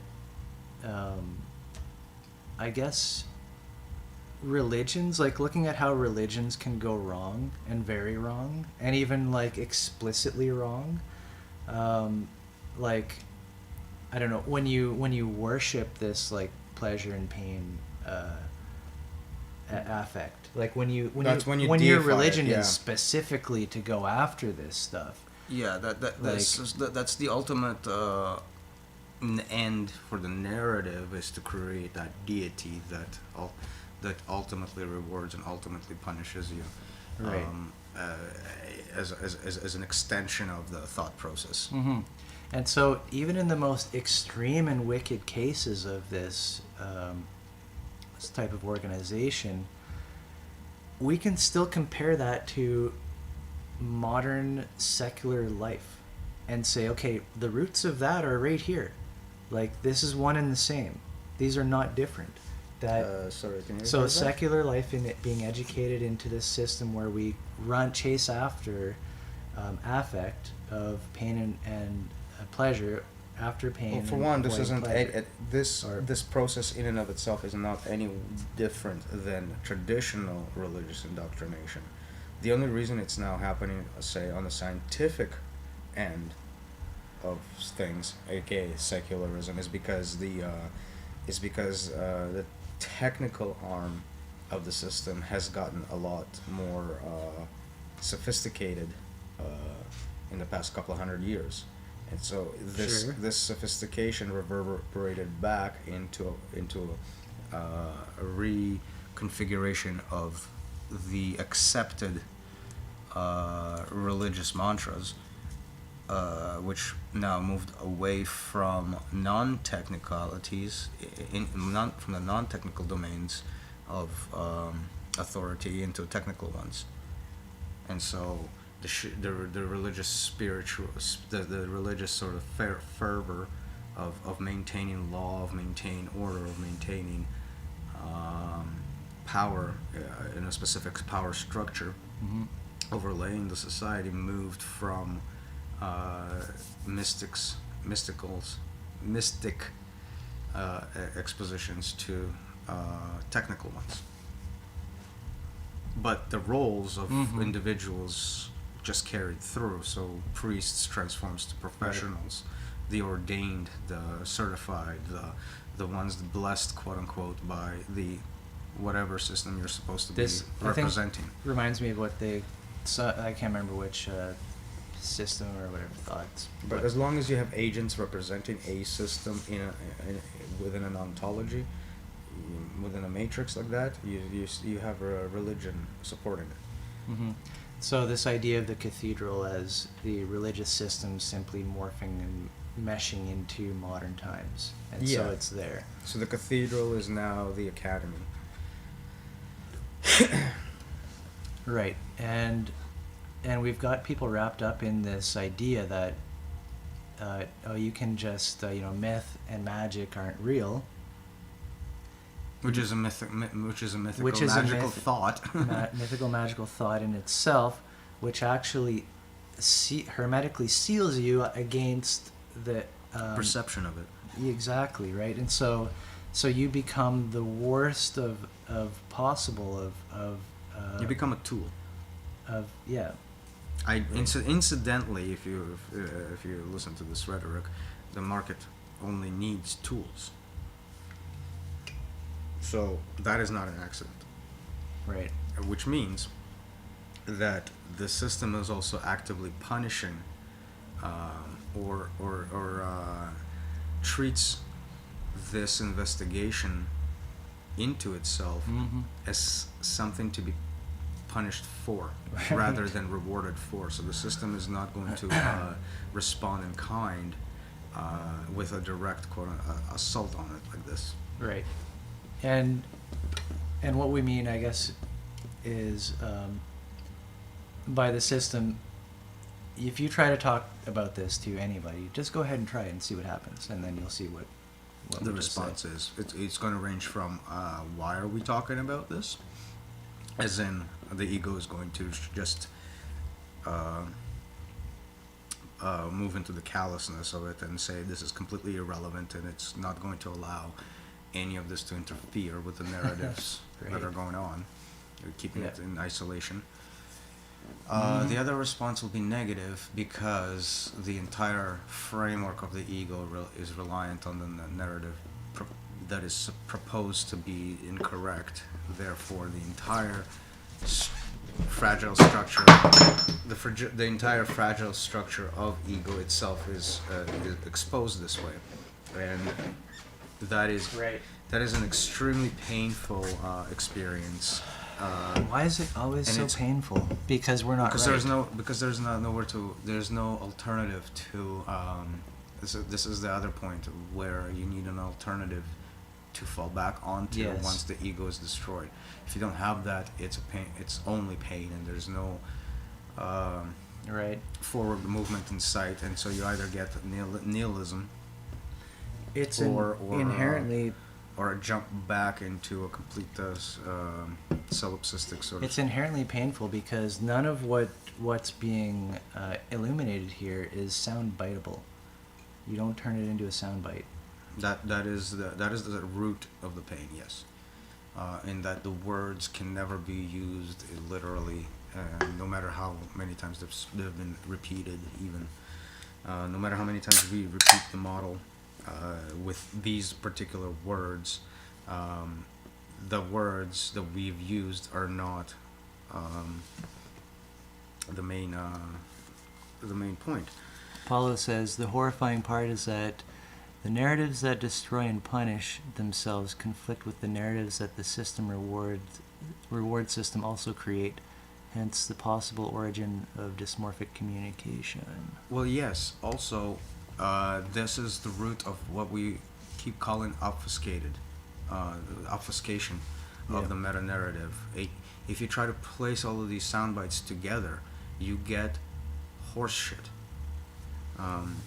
You don't get something that actually functions as anything else we've ever experienced in life. It is an alien structure, so much so that it is clear that if you just by looking at it and say, just compare it to that to the Matrix movie with the way the machines siphon energy from the human body. This is for the metaphor reason, because that's a great image. You like all of its functions illuminated through those myths become the self-contained mechanism that does nothing except grow and siphon energy from the living. Mm-hmm. And the only other metaphor we have for this is cancer and virus and disease. Right. And this is the point of calling it evil and so on and so forth. And it just goes for its own purposes. And this is the mind going whisking off into its virtual reality of things, which at some point has to be anchored back into reality, into the experience of the body and all that. And right now, if we were to look at it systemically, what we see it doing is trying to reach out for commodities that are branded as something that will quote unquote sustain it. But really, those commodities are only there so that the monetary transaction can be extracted from the neural unit and fuck its health. Yes. Oh, the profit motive. Like fuck its health. Mm-hmm. It does the health element of the where the money is being extracted from doesn't actually matter. I think people get an intuition of this, how just absolutely disconnected the system operates from the individual perspective. Well, that's the point. There is an intuition behind this everywhere, but no explicit expression to denote what is actually happening. No way to talk about it. It's like if we don't know how to talk, if there's no language, then it doesn't exist, right? Hence the model. Hence a bunch of terms that seem crazy at first. Yep. And a long, honored tradition of trying to do so. Yep. Where are we at? Good times. 3 o'clock. Yeah. Was it 2:30? Somebody's talking. 2:30. Yada yada. It's like a toxic relationship where benefits are extracted but no real respect or care is given. Paulo, thank you. Yeah. Yep. Exactly. Yeah, it's we keep talking about the disconnect, and this is what we're referring to, in that there's the market is effectively operating in some cloud, like a cloud computing system that we have. Right. And its inputs and its outputs are just numbers. And I don't know about you, but I can't eat numbers. I can't smell numbers. I can't see numbers, and I can't talk to numbers, really. I mean, I can talk to my mind about numbers, and that's about it. Mm-hmm. And so this is the point we're trying to make about the disconnect of reality here. You can talk about these things, sure, but you can't smell, touch, feel any of those things. Hence, that's why we're saying they're not connected to anything. Like, if the mind sense is disconnected from the other 5 senses in its entirety, right, and it just does its own thing and only provides you with the 5 senses through itself and no other information, then you're under its domain of influence.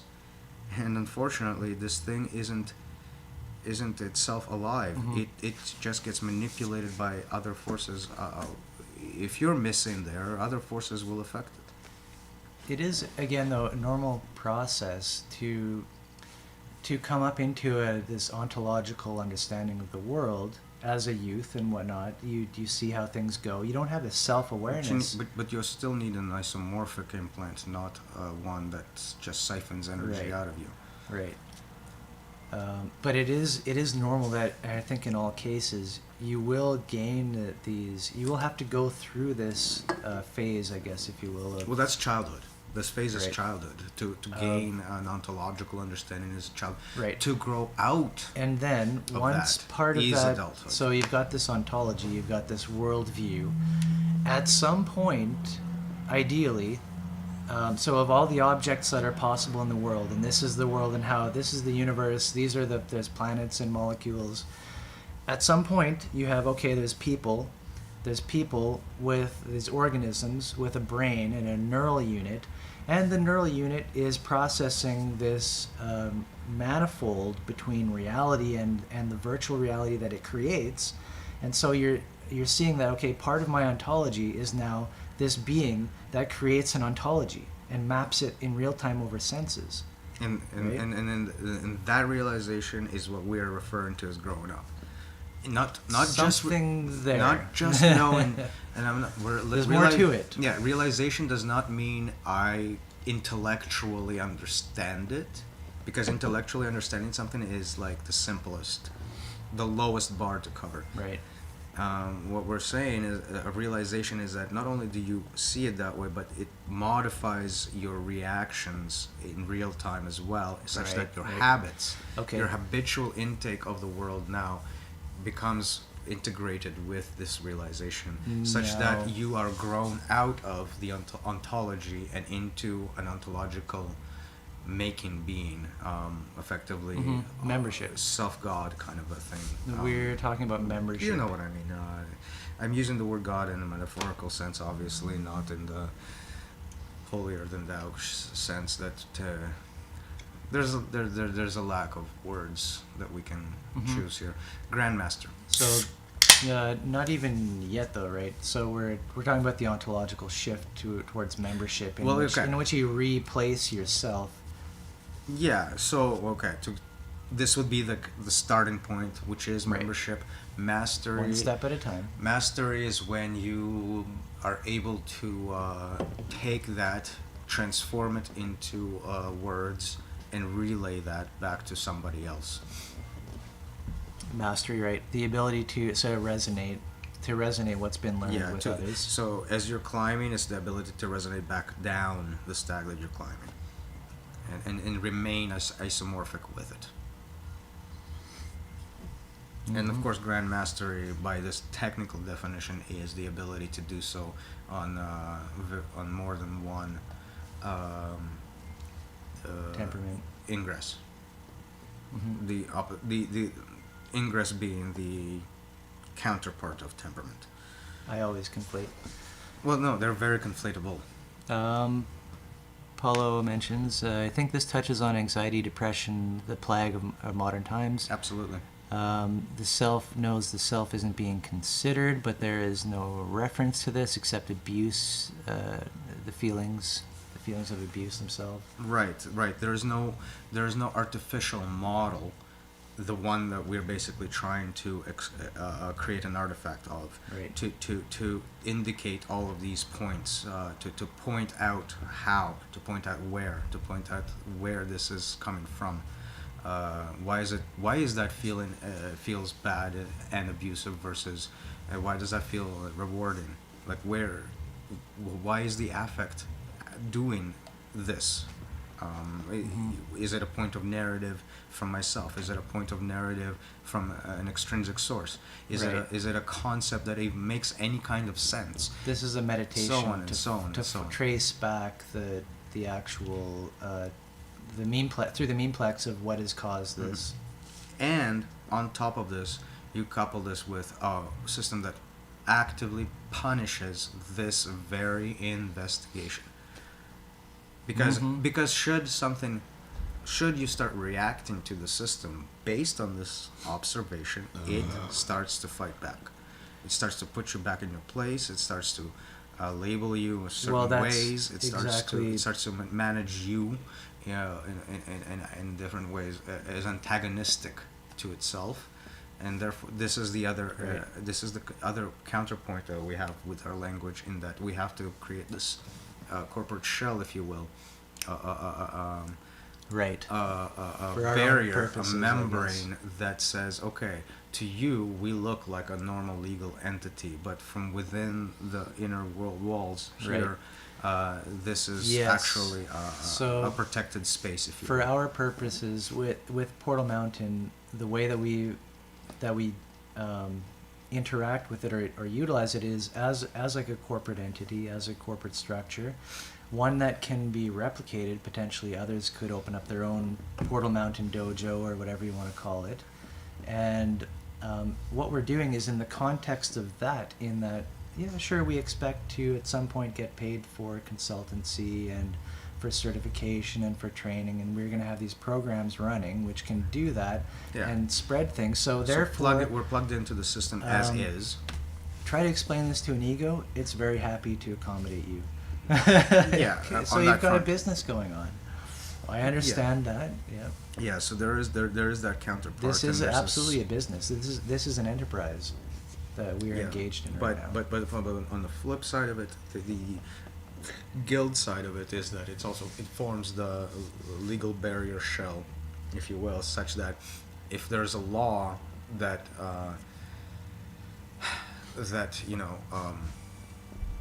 stands in the way of an individual of performing certain tasks, should they lack certain credentials, right? How most activity is being curtailed is basically effectively you don't have the credentials, you don't have the permits, you don't have this, you don't have that red tape.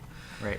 The corporation is meant to create a red tape shelter, such that within the corporate functions, the law, if the law is more lenient in that interaction, because here's the thing. Inside of a corporation, you don't have It absolutely is. We would not be live streaming right now. Inside the corporation, the power structure is very different than it is in, say, the outside normal world, where you have quote unquote freedom, the Huxleyan spectacle versus the Orwellian spectacle. So this is a perfect example, in which I won't go into detail. Hold on, I just want to finish this thought. The Orwellian spectacle is far more trusted by the system, because it has a tight grip control over its employees, and like you were saying earlier, like they have no choice; they have to eat. So because of that framework, right? The corporation as an Orwellian spectacle is far more trusted than the external Huxleyan that goes around it. So from that perspective, because the corporate can give all these mandates to its employees and control them, the external system is not going to be as concerned with this managing the corporate entity itself. So to trust the Orwellian structure. Yeah, it's going to trust the Orwellian structure. However, it's not going to be exercised, because the internal of that is the institution of the guild only. Right. Ever. Only and ever. Just don't tell them. Yeah, No, I'm kidding. It's going to be part of it's going to be an explicit thing, and the fact that we have a mediation structure and everything like that is actually going to play very well into it. It's like, no, we have rules, we have all of this. That's our DNA that we're trying to illustrate. Right. That DNA core sounds like a sound bite, but is actually the fractal thing that we're trying to sort of Trojan horse into into this situation. Interesting. Yeah, I was gonna say, like, I don't know if just fun fact or whatever, but this, I don't know, like, it's fine, it's out in the open, it doesn't matter, but this live stream would be illegal if we were not engaged in enterprise activity. There's that. Media-based enterprise activity. We're explicitly sanctioned. No. This is sanctioned explicit behavior, and that which is fucking That's actually insane. It's insane. That's the actual point. That's the actual point I was trying to make. Like, Right. Yeah, this is a great illustration of why you want to present the corporation as the quote unquote shell, Right. The face to the world in this case. so that it looks, smells, feels, tastes exactly like what every money conscious individual is going to be all about. Right. We're going to look like self-help. We're going to look like entertainment. We're going to look like all these different things that people can ultimately dismiss. And we are ramping up big time. And for anybody that is making use of it, it's not going to matter, because it's going to be it's just a fluid modeling of experience as it is, of which the corporation is one such experience. Unfortunate as it is, but it is. Right. It's what the system understands, which is fine. Well, the corporation comes from the clique. Like, if you had a tribe, you obviously would have cliques, people who jam together. Yep. So it's part of the natural development, and it's just utilized in a way that is insane. No, it's just Resonance. fan mail. Fan mail on the chat. Thanks. Thanks, fan mail chat. We love you too. That's all this is. This is love. There is no other love. You've been lied to. We'll be right back. Good call.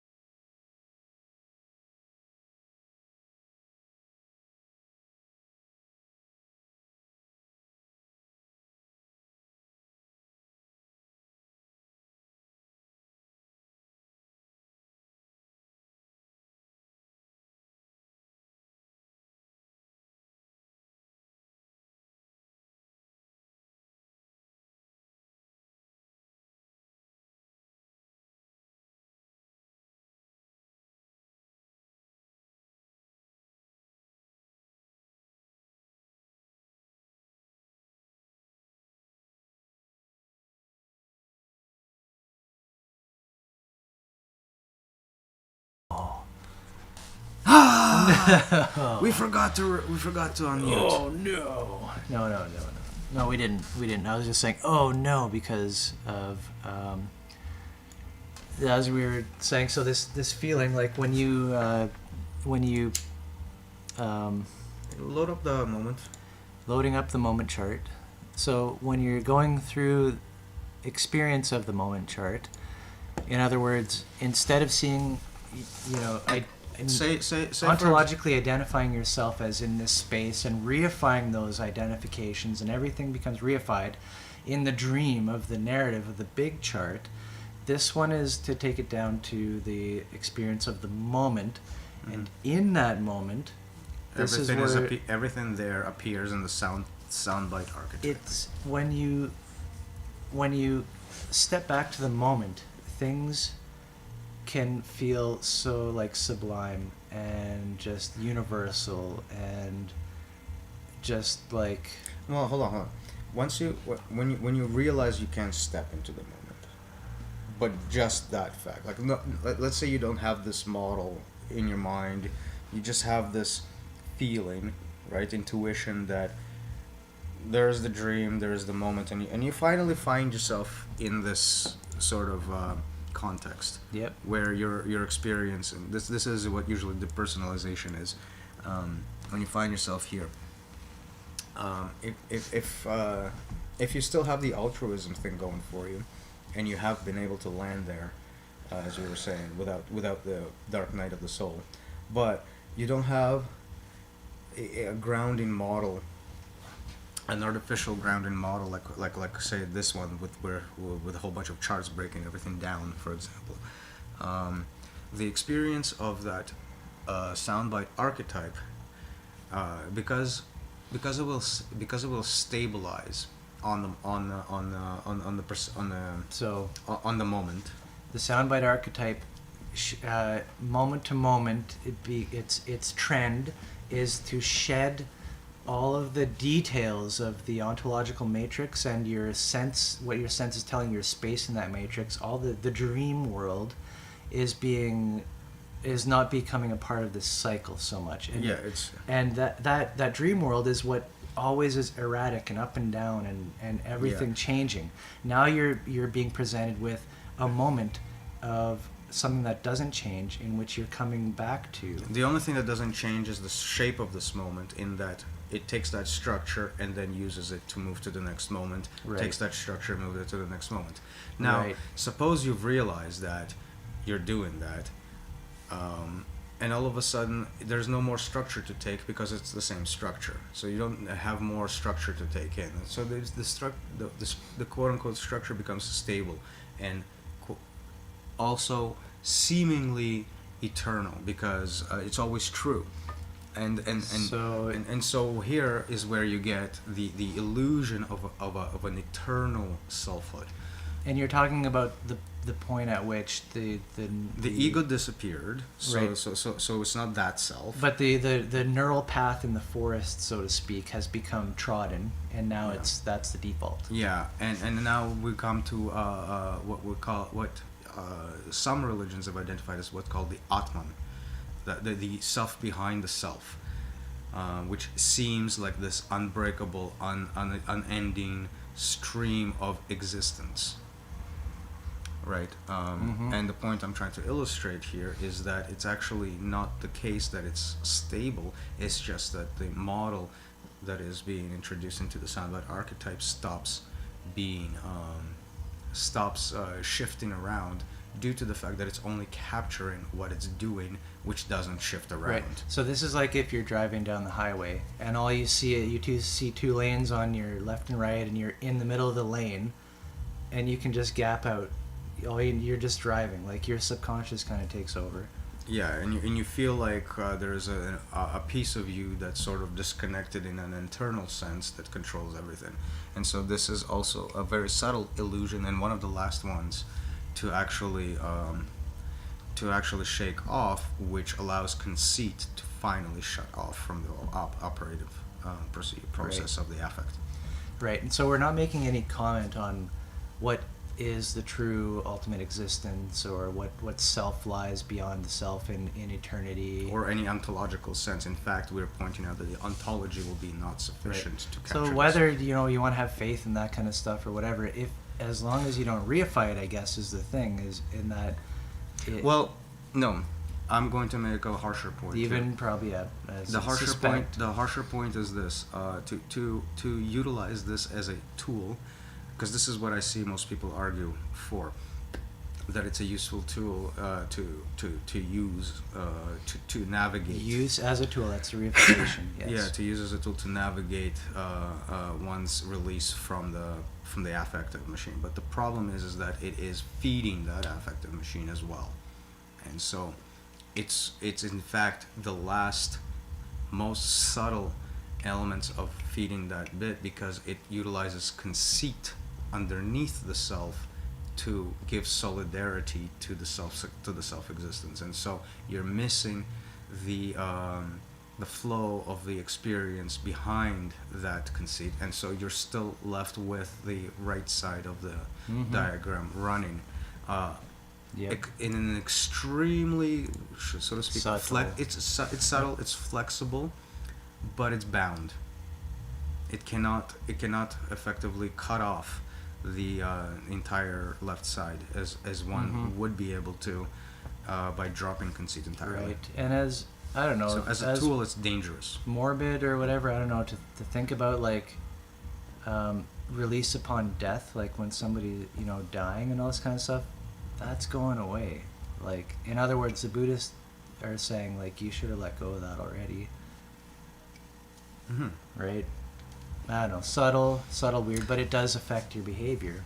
Now, the grander point is that cutting off conceit is not a quote permanent thing that happens. This is a good point. In the rather those aspects, the narrative building aspects, come back as things to be aware of, part of the sense archetype, but they no longer change anything within the soundbite archetype. The soundbite archetypes remains stable, and so conceit processes from memory, right, from old soundbites, if you will be recognized, but not processed through further conceited narrative building. The narrative that is coming from there does not get added to. This does not sounds get like built up further. this is It's natural karma. Yeah, it's just like an ember burning up the final remnants of whatever it was going through. Right. Like, so you called your neighbor an asshole, like. Yeah, whatever. you will still remember that. You will still the memory itself will still have a negative affect associated with it, but it's not going to be now part of the new narrative that fits into it. Rather, it's going to be processed by the altruistic narrative. The affect is going to be recognized, and this is about a practice. and the narrative that builds up is still model. And so It's about a so practice. sound bites don't change. A practice to build towards that, right? And even if you've built towards that, shit still happens, and you get caught off guard, and the needle starts going wild on the record player, or whatever. Yeah. To mix metaphors. Yeah, so the main major point of why I went into this tangent is to again point out that self as an archetype, yes, we recognize it as a thing, but as another ephemeral artifact that is Comes and goes. That is a reflection of the conceit phenomena that one should be actually looking at instead of using self as the guiding principle. Using the self as a guiding principle will effectively prevent the final sort of blow to the right side of the effective diagram. It's literal in Buddhism. It's considered the last fetter to go. So it's not an accidental choice here. In fact, it's pretty much reliant on the standing of the shoulders of those giants. Yep. I don't know if it is. So yeah, do not you rely on the self. No.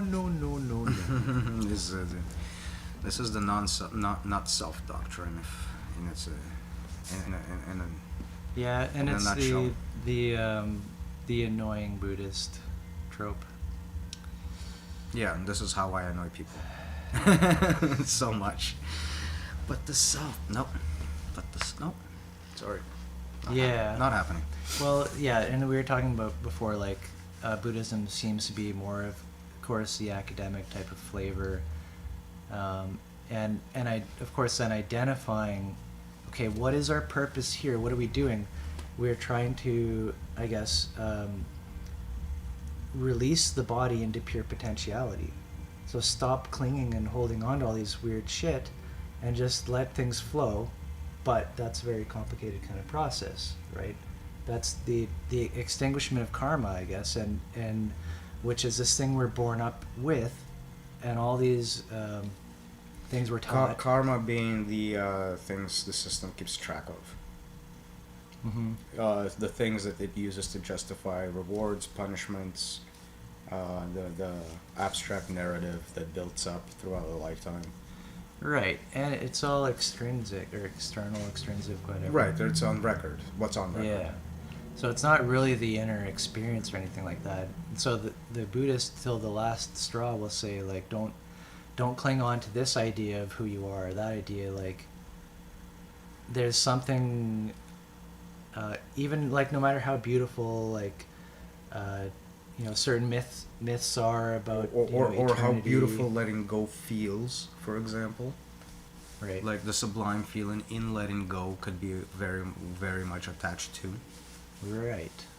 and that's where a lot of people's spiritual, quote unquote, spiritual journeys really end, in that an investigation took them to a place of extreme reward, because the system works through reward always. Right. And that was attached to. And then and that was identified with And that with person, that self. That person is ready to turn into a kicking and screaming child as soon as it's taken away from them. Much like us. I.e. death, or whatever. Yeah. Heavy topics alert. Yeah. So again, this is like not a cheap shot at Hinduism or Taoism or all that. The cheap shots being, of course, Taoism with its wordlessness becomes useless. And ironically, Taoism has got shit tons of scriptures, so we can't say we can't take that route with it. Mm-hmm. Not if you're actually involved in Do it. as I say, not as I do. That doesn't work. The other element is the other cheap shot is to the Sanatana Dharma, the Hinduism proper, where there's the Atman Brahman, Advaita theology, where the self is recognized, and then the universal context is recognized to not be different than that self, which is true, Right. but hides, again, like I said, we recognize the self archetype and we recognize the source archetype mythologically. However, they are Ephemeral. Yes, And- ephemeral. Yeah, and all things said and done, what we're looking at is a particular neurological clusteral configuration, which is apprehending the existence of the eternal self, being reified as that is what it is, right? And so again, we're reifying and... So, I can speak to that a little bit. Oh yeah. So, the entire point of Jeb, Godel Eshabag, was talking about how there are some truth statements that are out there that cannot be arrived at by from the axioms and the rules of the system. Yes, correct. So one of such statement is, I cannot be proved in system X. And then you go ahead, you try to prove that statement in system X, you can't, which causes that statement to be true. But it's not a part of it. but it can't be no, it is a part of it. It means you can actually put that statement into the system and work with it, but you can never arrive at it from whatever truth axioms you have and rules you have to build from axioms, Right. called truths. So what that means is that some statements, some truths are true, right? Like if we just remove the math, move away from the math for a second, all that really means is that some statements are true by being stated. So something can be true because it is said. So this is hyperstition. This is how hyperstition gets reified. You inject another truth from a higher level by stating it within the lower level system, and as soon as you do that, it's reified in that system. It works within the code and the protocols of Sure. the lower system. This is So- an apprehension. So this is the connection between the upper layer and the lower layer, in that the upper layer asserts itself as truths by spontaneously, if you will, forming more statements that work within that system. Right? Cool. T Merchant is happy about the mention of conceit versus self as guiding tool. Highly relevant. So conceit and altruism. Oh yes, conceit is going to come up in future live streams all the time. Conceit Yep. is one of those fundamental crux points that Right. the meditation we present is going to be removed is a weird word. You can't remove something that is part of the biological structure, if you will, but put into context and not to move away from a point of being used by to using it. Right. Yeah. So conceit is like a reification of the ego and its structure in a situation. It's actually a reflection. It's a metaphorical reflection to your in your experience of how you're experiencing, but by making it a reality, by taking it to by being superficial, by taking that word to be real, by taking the self to be real, and moving off of that reality. Right. You get fucked up. There seems to be a decision point possible if you have a model. If you know that this is happening and you have a model of it, then there's a Well, you're fed this by your society, so this is a soundbite you're given, ultimately, because how else are you going to form words out of it? Right? The words have to be given to you. The meaning of the words have to be given to you. So you use you use external reification to make meaning out of that experience, and it's wrong, of course, and on and on and on and on. The mistake continues. Parents don't know any better. Right. That's what I'm saying. But and at the core of it, though, this affect diagram, this decision point, quote unquote, to inject conceitedness on top of the feeling or experience of conceitedness, pleasure, pain, or neutral. It's not a decision. It's internally. I know, but if you have a model of it, then you can make the decision at that point.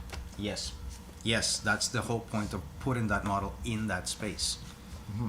Right, because then the decision you can make about it can come from, am I operating based on the content of the narrative, or am I operating based on the content of the thing that creates said narrative, which itself comes to you as narrative. Right. So there's a catch-22 in a sense, and that's why this kind of a thing has to come to you as an artifact from an external source if you don't have already the language to intuit it all yourself. And so part of it is actual systemic work. Incidentally. True story. Yeah, and this is at the core of good versus evil, right? I think that's what we're kind of excavating here. Well, yeah, good versus evil become the good and evil. Yeah, they become representatives of pain and pleasure. They become representatives of the following aversions Right. and attachments, Yeah. which make it into the narrative as words such as good and evil. And then, so we don't want to reify the words good and evil, and then to chase after them and say, okay, this was labeled good, this was labeled evil, and then go after it. Just in the same way a conceit Because that's goes after the affect of neutral pain and pleasure. Right. That's the trap, if you will. That's that is the automated mechanism on which the system literally relies on for its own existence. Should that stop, which is why it punishes severely sometimes anybody engaged in this Right. in this seriously, in a way that starts to speak to other people seriously, why people get assassinated and all that stuff. The system severely punishment any attempt to serious deviation, unless, as we're trying to formulate, is that unless you create a shell corporation that speaks, smells, thinks, and looks like any other corporation Right. out there. Yeah, we just want to make a buck. And the Orwellian system whether it's expected of a corporation is used as a trust gauge to facilitate Right. the corrective work, in which we can say our mediation our mediation guild is in charge of how we all behave, and so paint the picture on both sides of on the one hand Right. side that we are law-abiding citizens, and on the other hand side we are actually doing the inner work without the fear of punishment for actually engaging in it. So a safe space. Safe space. Yeah, I think we could almost just relax and not say another word for the entirety of the live stream, which we've got about another hour. Pretty much just blew it out of the water there, I think. So, big picture correct? Or big picture achieved? Yeah, I think for like what I wanted to do with this, and just like if in this chart we can see the roots of, I guess, good and evil, whatever. I think this chart can now stand to be expanded a bit more now we have those things, because what's missing in the chart is the continuation of this into narrative, and and which would create the bubbles for good and for evil and all of that stuff. Right. That's like a whole adjunct on the side Yeah, right there. which we should probably make at some point. Let's try it. I don't know what it I kind of see it. I just don't know it. No, I don't want to make diagrams right now. No, I'm not making a diagram. I'm just making a note, because sometimes I forget to Okay. note to, what do you call it? Augment. Affect. Affect chart with narrative reinforcement. Yeah, narrative feedback reinforcement. And brackets, good evil. Can't see what I'm typing. There. Good, evil, note to self. Yeah. Good. Yeah, because that would make that feedback a way more explicit in what we're talking about. Yeah, and I think this is like the, like an ultimate concretization of the work, to give a sort of ultimate meaning. It's like, okay, what are you doing? See, the brain diagram is more of a build-up diagram. This diagram is more like, well, what is it that's being built up? This so inside the memeplex, like once it's all built This up, is higher up, this yeah. is what it's doing with that information. Sure, yeah, and memeplex in the top left there. So on the one hand side we have like the operating system, like how to the protocols, and then on this Right. side we have the actual application, how to use those things. And if the memeplex coming in different forms, empathy and sympathy. Yeah, and this is how it's broken down into the rest of the how it breaks down into more signaling back down the stack. So Right. that's so it's like its own layer on top, sitting in a virtual build up that from the other one. Mm-hmm. Nice. Well, I think this was the second diagram I ever made. It's came in multiple forms, I think. No, not this one. The brain chart. The brain chart was the first one. This was immediately after. This was This was like number 2. I don't know how many. So this is like 7 years old. It is old. How many changes this went through? Not None. much. No, it never went yeah. through changes. And we're not even changing it now. Where the augmentation would be just to add more clarity to it. Fancy that. I don't think any of our diagrams really changed. They never needed to. There's some things I think here with we were gonna try and but then it turned out we were gonna try and augment between dysmorphism and conceited and altruism, that link. Mm-hmm. We almost changed it, but then we decided that it was Wrong. Just still correct in the original form. maybe not, but close enough. Well, there's nothing confusing here.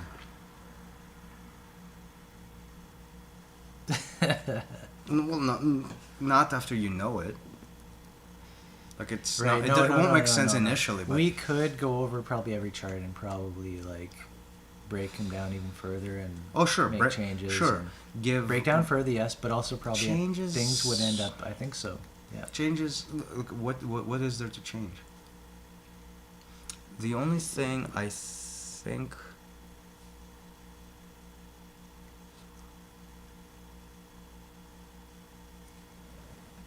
I don't think we have an arrow going from dysmorphism to conceitedness like we have from.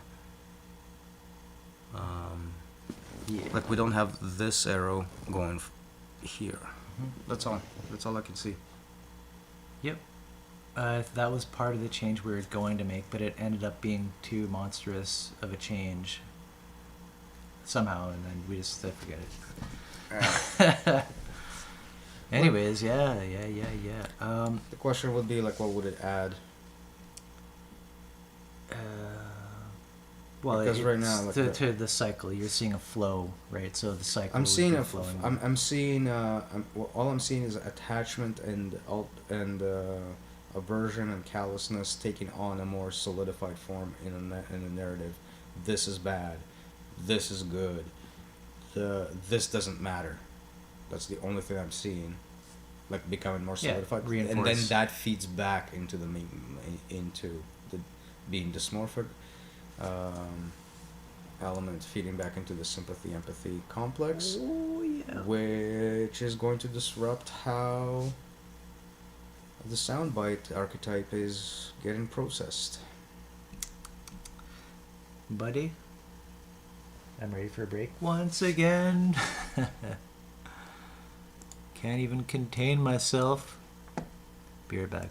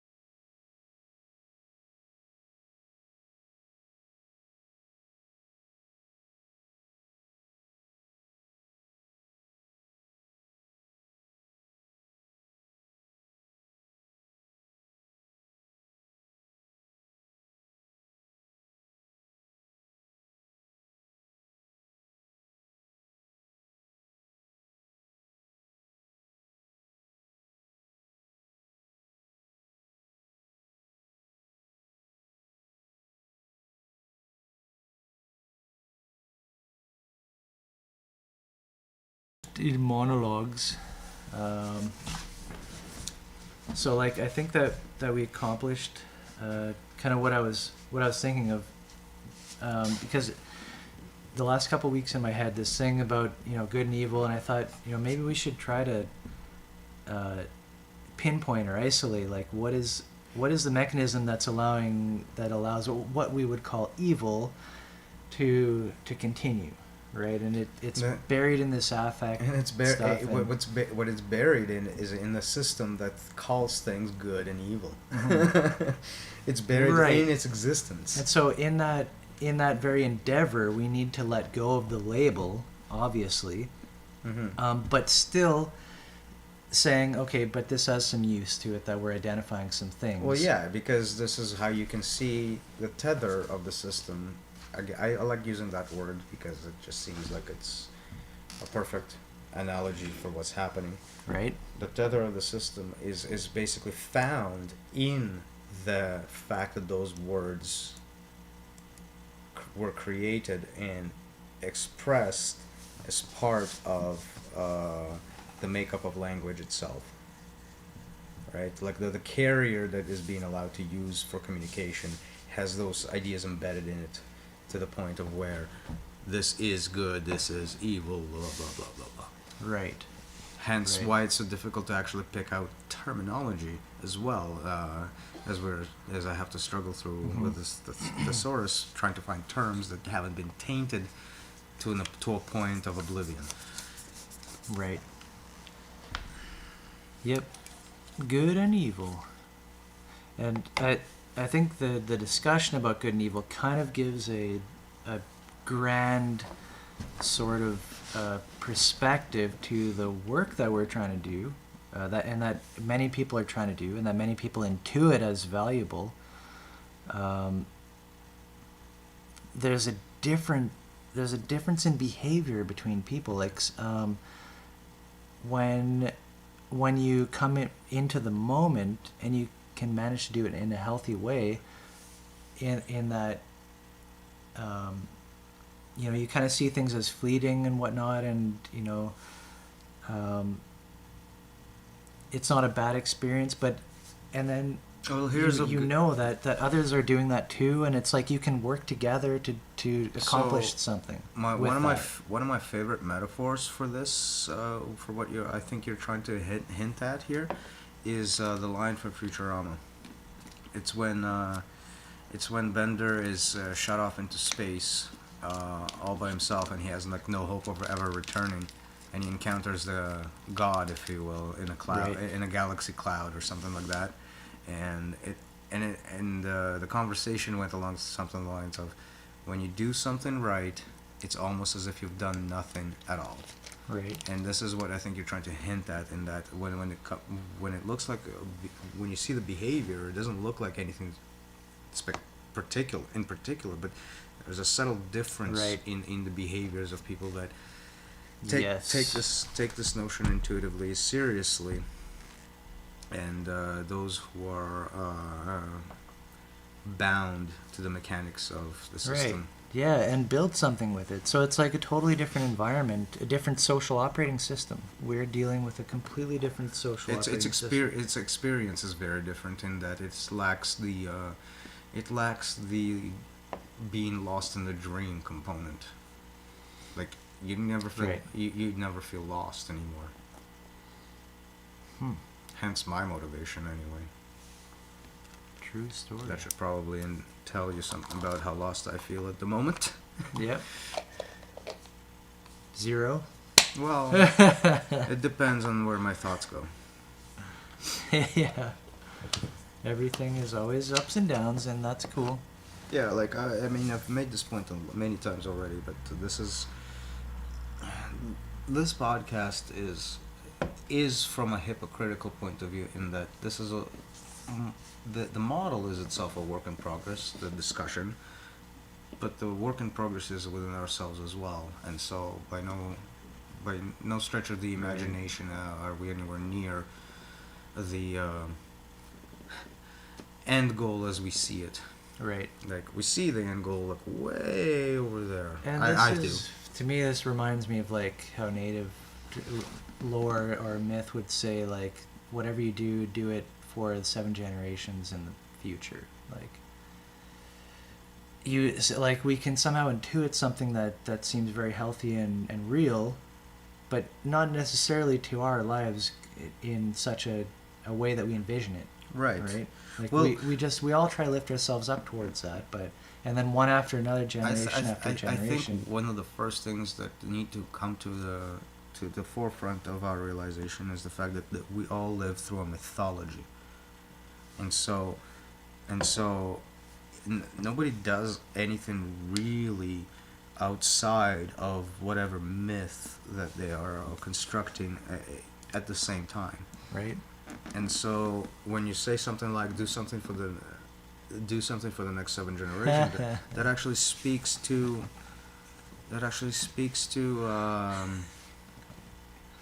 the mental framework that's at hand about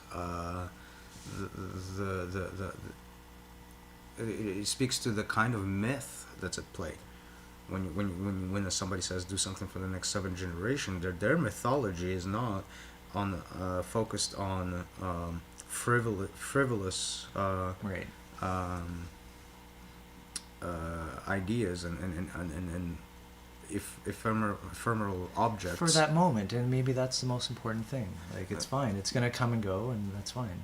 Their entire mythology is constructed in a way where people live and die generations apart. Like, there's a very different thinking process involved in the way you approach anything. In that case, it's the same thing as I was saying. Is like, it's not that people were so in tune with their environment that they never, like, explicitly quote unquote planned for anything, because they knew tomorrow brings that. Therefore, this needs to be done.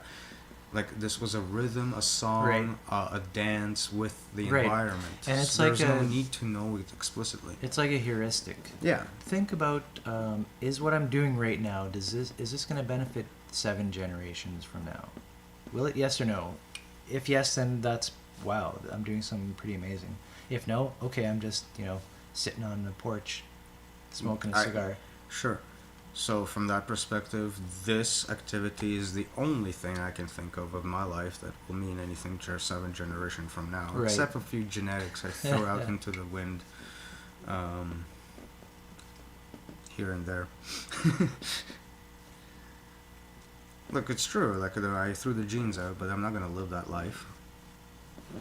Like, I'm not my kids.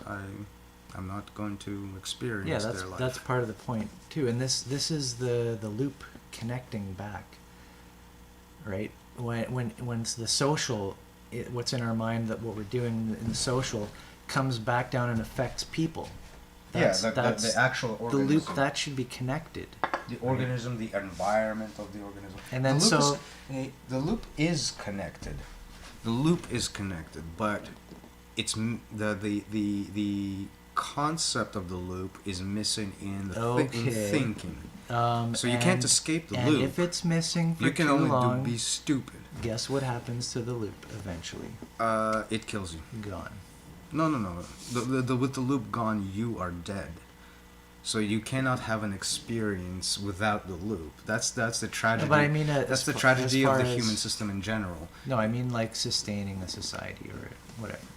You can completely destroy everything. That's possible. In a localized manner.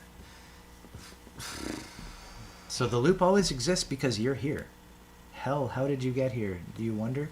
But do the thoughts in your mind, does that help the loop or not? Kind of. Sure, you can have the disembodied mental experience. So talking about your kids or whatever in the future, does what's in your mind, does that help the body in the future? Yes, potentially. Yes or no, whatever. Like, right? Like, there's a connection, right? So the more disconnection we have, the more entropy is introduced into the stack, and the loop gets real chaotic. So long as that connection and the words representing that connection are not mistaken for one another. Yeah. Because the connection is wordless. This is Right. where system really fails to really appreciate everything, because if it cannot capture it in a word, it cannot talk about it. Right. And this is why it has such an awful experience with truths outside of axioms, in which the statement becomes true by being stated. It just buckles on that immediately. Mm-hmm. That's why if you say such statements to anybody who is very systemic, the only response that they can have is like, well, what axiom and how do I arrive? How do I shunt my symbols in my system in a way to arrive at that statement? And then they can't do it, but they fail to see the fact that the very fact of not being able to do it is causing the truth of the very statement they're trying to ignore. And it's a bizarre defiance of experience, if you will. Very interesting. Now, obviously, you can come up with statements that will lead down a solipsistic bullshit tunnel. And there is power in certain culture. In this elder, whatever, who wants to sustain the generations for however many years, because their model grants power over the stack to very well reproduce it into the future. Well, There if it we're goes. talking about power, the kind of power that we see within the system is actually also superficial, because it relies on the house of cards in the sky. Yes, right. But is it not real? And does real is not the question. No, but does it not just relate saying- to anything in reality, so to speak? It's allowed to, but it doesn't. This is the subtlety that I brought That's up. kind of like it's kind of like a joke. This Essentially. is the subtlety that I brought up before. It's the idea of Donald Trump ascending to the throne, despite the fact that everybody knows the only reason he did that is because everybody else wanted that to happen. The enablers, if you will, in that context. Fine. So what I'm saying is that systemic power relies on this. Okay. On this build-up by others. So in essence, it's not powerful But at all. wait. If you as an elder have gained experience through nature... No, that's a different power. So Okay, I'm trying to... I'm talking about a certain power that the elder knows, okay, sustain this culture, and the generation is going to go and go and go, because I've seen what causes generations to go and go and go. Yeah. All I'm trying to do is put a wedge between this true power, actual power to affect the living world. Yes, I know. If you will, trying to versus the kind bring of it up. power that people think of in general when they think of the word power.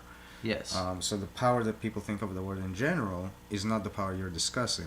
The power you're discussing is one that is intrinsic to the stacking itself. Right. That is occur. Exactly. Yeah, that's fair. And this is the subtle thing that's always hard to explain. Yeah. So, and that's what I'm trying to. That's why I'm driving the wedge to explain that subtle difference. In that the secondary power, the one of the fiat variety, is effectively a house of cards that lives in the sky, only is sustained by the enabling cycle that is caused through narratives. Yes. Which makes it I know. makes it real, sure, because again, reality and non-reality is a stupid question. It's real in the sense that so many people are delusional towards its reality. They're reifying it. Right. Exactly. Being real means is it being reified? It is. Yes. Of course it is being reified, but does it stand on anything solid? It never can stand on anything solid, and the only solid power there is the one that comes from nature. Which is, again, that's why I mentioned Grand Mastery, which is the archetype of the pinnacle, if you will, of that power. Right. And then this sounds like, oh, are you now believing in the Atman or whatever? The Brahman Atman thing? It's the same confusion that Buddhists always get when they start talking about Buddha nature. if you start talking about Buddha nature, and then like it's almost like, oh, are you talking about that self, unself, self and Brahman? Yeah. Mm-hmm. So, it's definitely in Yeah. that boat. Yeah, because so through the scientific method, whatever feedback, observation,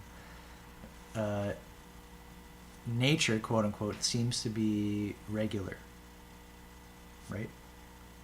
And Do you believe that? no, nature is regular from the perspective, not from a mechanical perspective, but from a mastery perspective, in that you can master some of its regularities, and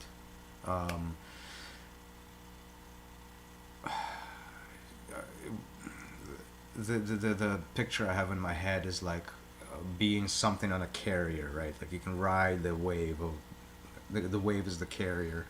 You can ride that wave like a surfer, right? Yep. There's a metaphor. What do you do in stormy waters? Do you just let go, or do you swim against the current? And of course, everybody tends to miss the third option of surfing. So If you have a surfboard. it's an analogy. Fine. But yeah, like the wave's gonna do what it's gonna do. Being a doormat's not gonna do much. Right. Fighting it is just gonna exhaust. Surfing it is gonna be fun Maybe. if you're a surfer. And if Surfers there's like a good waves. wave and you've got the board going, Right, fine. I'll exactly. take you right that's back that's into that's town. the idea. Like you want to be the surfer of life, not fucking. Oh no, there's a wave. Well, what did you spend your whole life on if you live amongst waves? Why are you not surfing them? That's the other part of it, right? Like if this is your environment, what are you supposed to learn to do? Well, how do you not learn to surf if your environment demands that? Weird. And I guess this could capture the entirety of the human condition right now into how the hell do we expect it to surf our world. We had 5 people. And Shout outs to everybody. yeah, how else do you like live in a world that requires you to surf, and you just sit there and like, I need a machine to surf for me? Fine. Fucking cowards. Fine. Myself included. Sorry, I keep saying that, but I include myself in this. I am a coward. I am that coward. The nature of things. That's how I know it is a coward. Because I am that coward. Mm-hmm. Don't get too offended, please. Mm-hmm. Wow. Wow, wow, wow.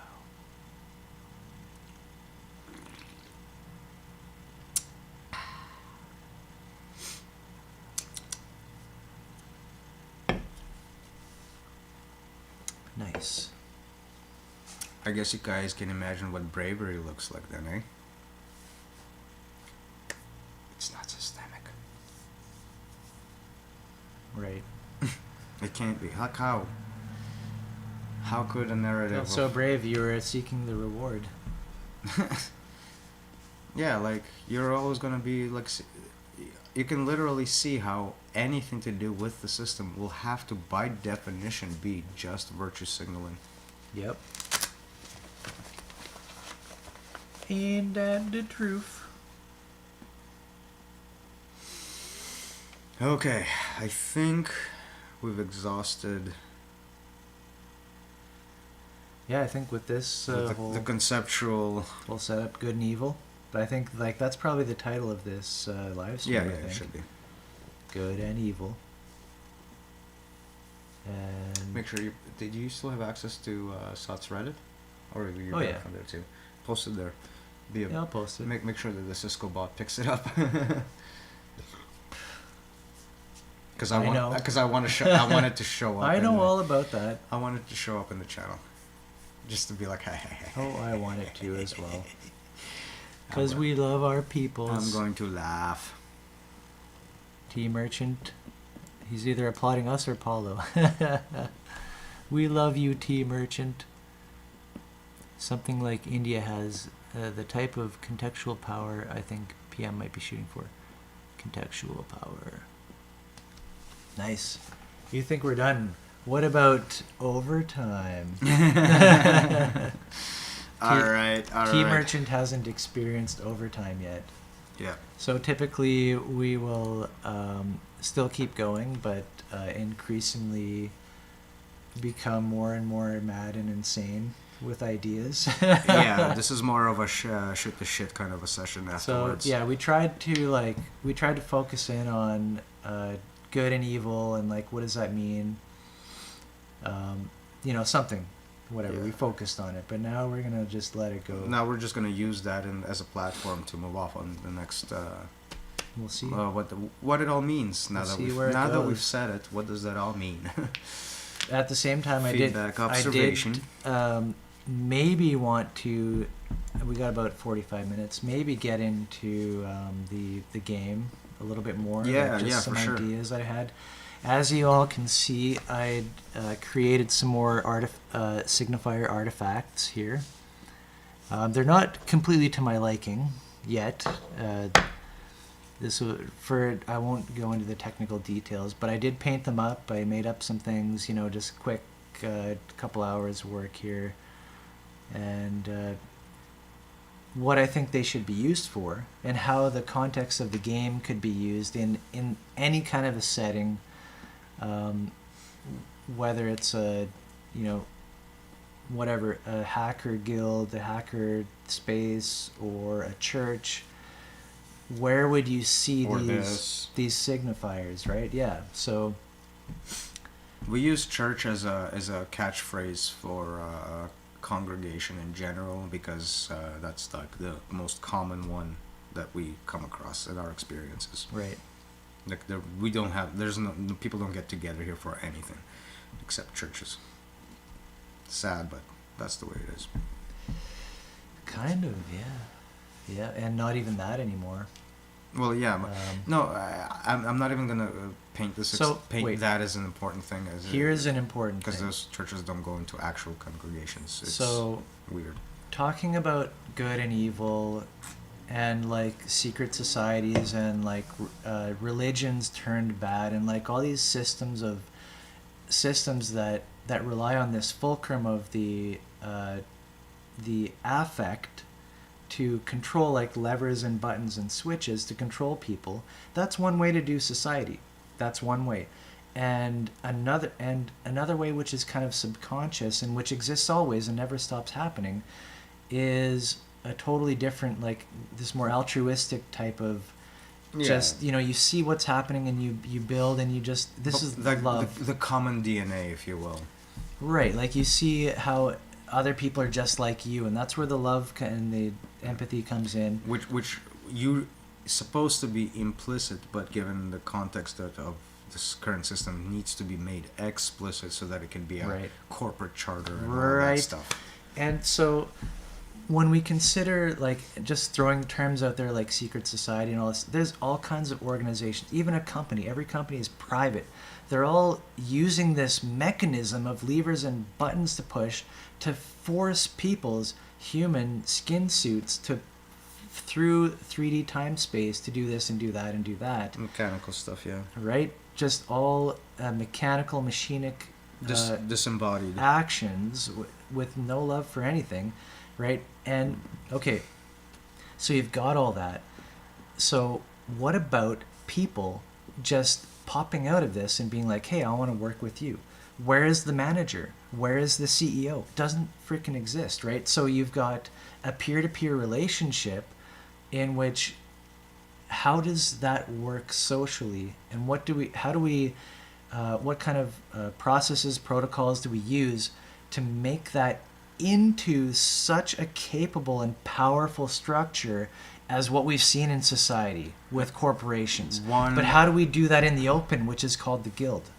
One that doesn't get swallowed up by the rules and regulations of society at large, that tends to break apart the very same connections that you're trying to make. Because oftentimes without that protection, here's the real reason behind that shell. You're talking about the shell again, yep. Yeah, the real reason behind the shell is that without it, the interactions are never considered to be valid by the system, and so it always steps in to break them apart. You can't meet in this place. You can't meet for that reason. You can't do this. You need that. You need Right. this. You need this And permit. literally we and the couldn't. corporation takes care of that by saying, okay, we are this one entity that communicates this, and that way. Therefore, we can supplement. Yeah, we're legit. And because we are given the quote unquote arbitrary control on behalf of the system to do these things, the system, in an Orwellian sense, the system backs off in saying, "Oh, they're Orwellian now.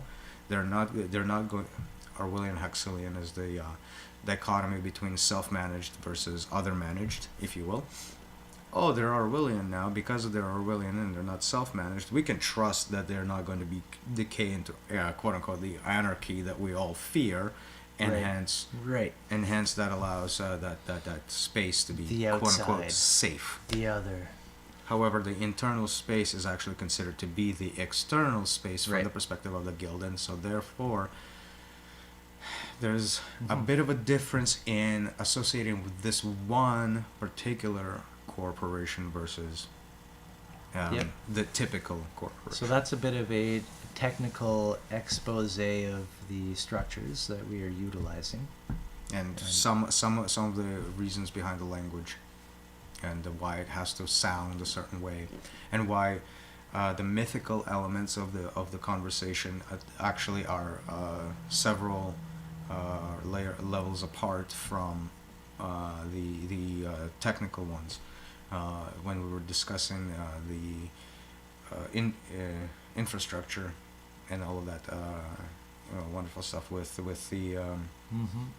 with agile Agile economies, economics, yeah. agile economics, which is extremely technical and extremely business oriented, which is how the wall that we're talking about is created for shelter. Right. This is all- sheltering the guild in its current environment, which is and not the guild. which follows the entire model, especially from shelter to sustenance, maintenance, and it actually re-implements the very same model internally by making it all explicit within the world as well. So all the symbols are reified. yeah. So with that, I think that's a good overall. I think we'll call it for the session, but we'll be back for we're Chit chat. Yeah, so we'll leave the stream up for probably another 45 minutes, and we will chat and maybe play with the game pieces or whatever, and some cards. Answer some questions if there are any. Yep. Anything comes up, just hit us up on the YouTube chat there. We're reading. Yep. Yes, Mother's Day's greetings to everyone. Greetings. All the mothers out there. Yep. High five. All you birthing units. Jerk. Appreciate.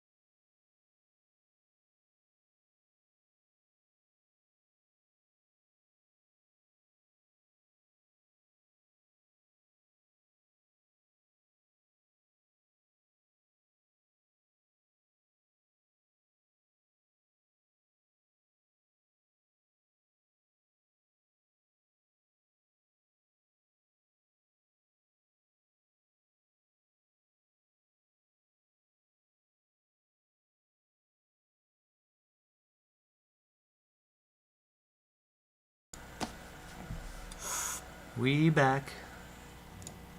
Shout out to our birthing units. Jerk. Much love to Mom.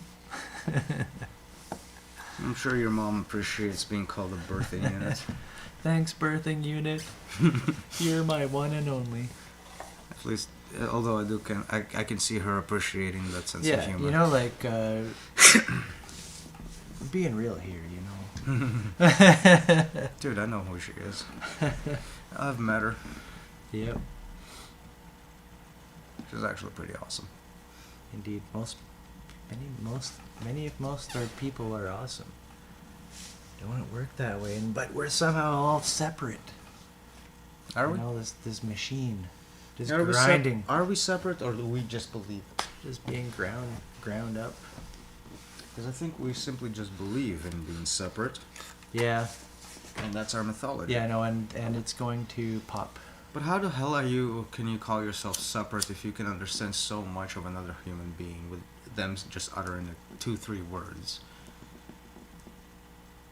Just because you miss the connection does not mean that there is no connection. Right? It makes no True. sense. Separatedness makes no sense. Not in Right. not in the experiential sense whatsoever, because we see each other's minds almost. Like the kind of separateness that we're assuming is horseshit. It's an Right. absolute. It's an Yeah. absolute piece of trash of an idea. Well, just imagine. Thank you, Greeks. Imagine the fact that in all the vast universe, we're standing on a surface looking at each other. Or whatever, or we're this close, or we have this relation, or one came out of another. You know, like, we're pretty freaking close. Look into any one person that believes to be themselves unique, and all you'll find is a reflection of their own environment. Fancy that.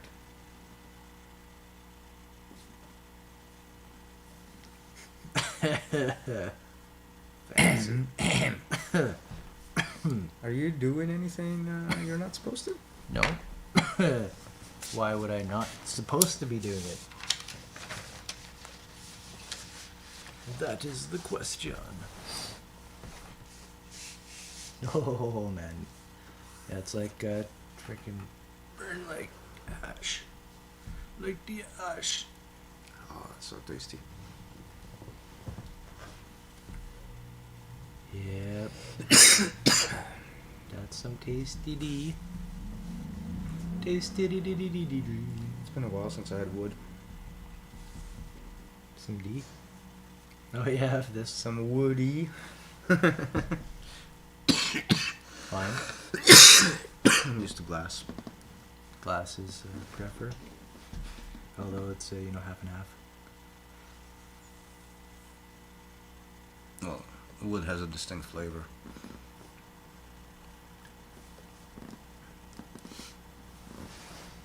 Nice.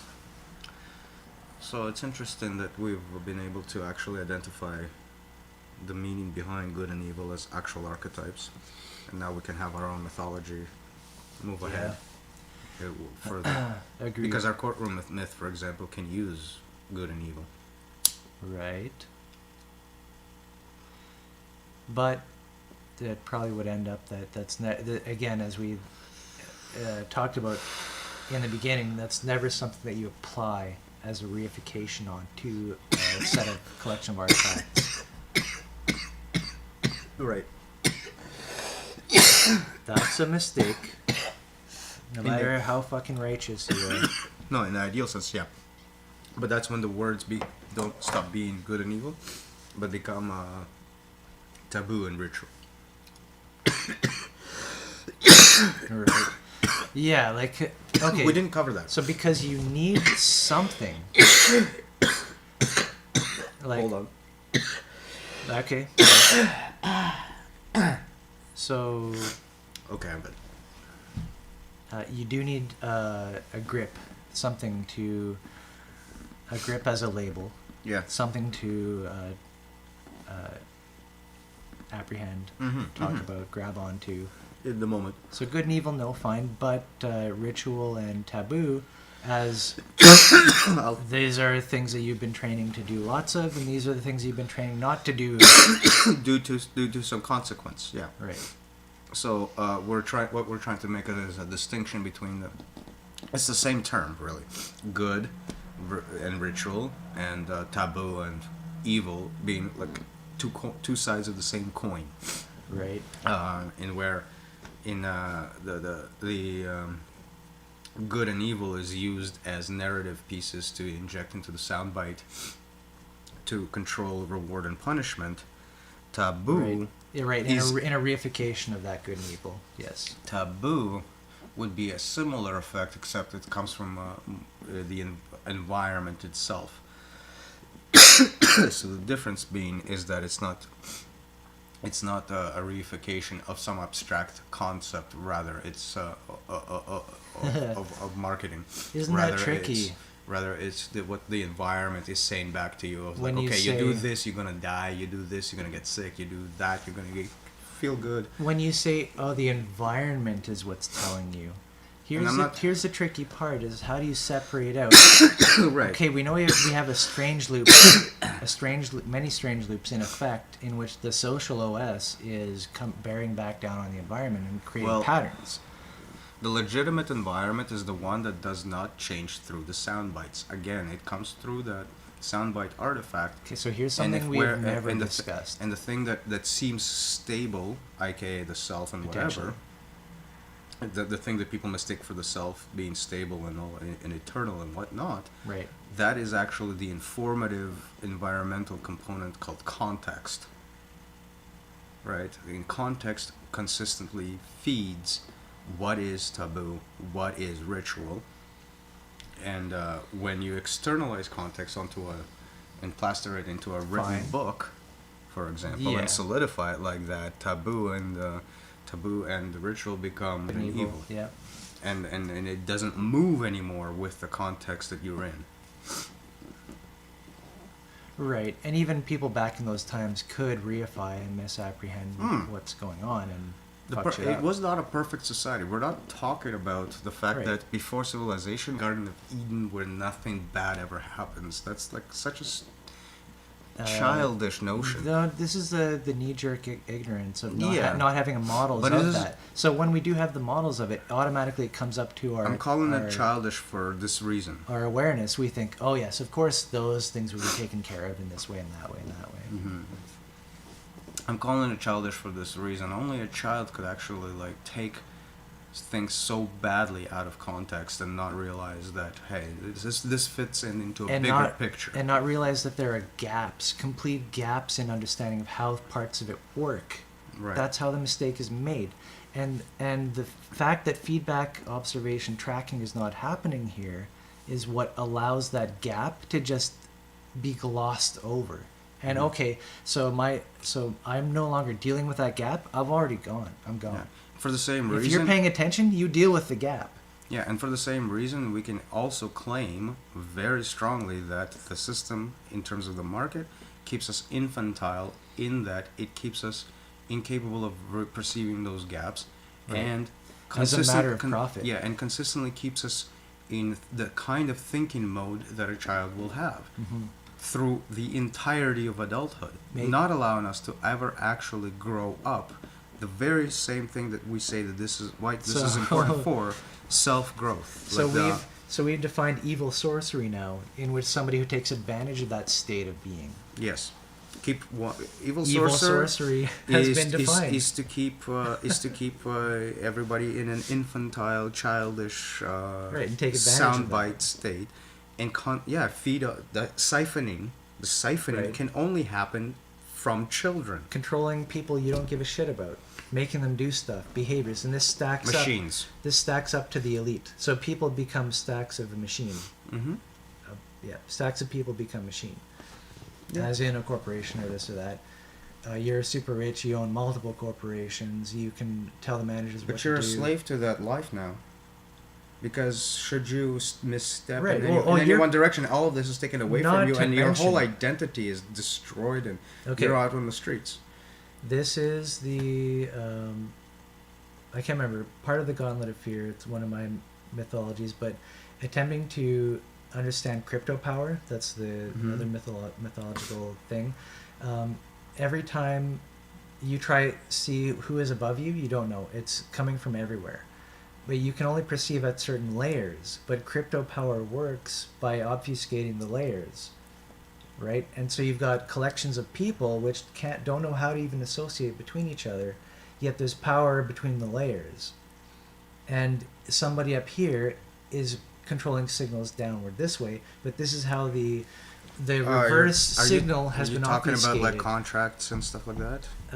So that I'm trying to relay this to how yes, what I everything. do understand Corporate, about crypto. You have to work for money, whatever. People do obey what is being told to them, right? Orwellian.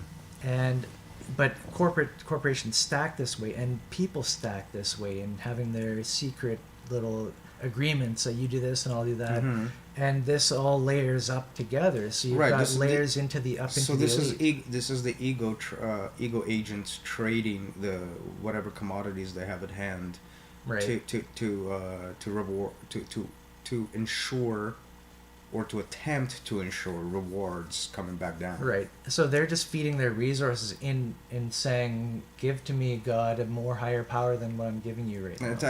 Wow, that's a great picture. Yes. Because you don't know, they're gonna fucking use you and throw you to the curb. This is a great explicit picture because I'm seeing the ontological matrix agents, right from the diagram of the one where we're talking about obfuscated meta-narrative, breaking down into sound bites here, breaking down into myth, and breaking down into the agent chart. Yeah. Soundbite agent. So yeah, what you're talking about is the layering of that. How the ego causes each agent to create these interactions with other agents such that it can facilitate reward response. It believes the mythology is supposed to actually facilitate for it due to those actions, the ritual, the mechanical ritual that it's performing. And it's somehow been told that this is the agreement, a contract, like this is under mythological fragments. And how closely this looks like just like religious worship, right? And professional activity, right? Like like if you use that as the medium to understand both, they look exactly the same from that perspective. Just like this transactional sort of mentality to say, okay, I put this into the system, I put this lottery combination into my lottery machine, I expect this particular combination when I pull the lever to reward me with my coins. Right. This is like could be betting on Wall Street or whatever.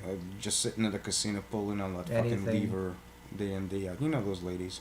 Right. The stereotype I'm talking about, where they just sit there, spend their entire So even though the odds are against them, they're kind of going after this myth of fortune jackpot, which actually, most off, if they didn't believe in that, they'd be better off. Most people. Well, yeah. I mean, like, look at the religious world, look at the secular world, and it's all the same. With the same problems, in particular with the same problems. People getting addicted, people getting desperate, and just losing everything. Isn't this the main affect lever that you can offer as a system? Is these rewards and punishments, right? Well, punishment kind of... Bridging it with the ontological matrix and myth, like those bubbles in the diagram, if you will, really I think clarifies the lottery element that the agents experience as they are ego influenced. This chart? Yeah. Ego agent?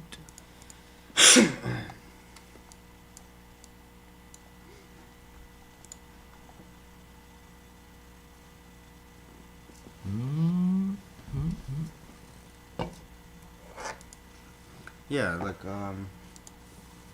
this diagram is basically supposed to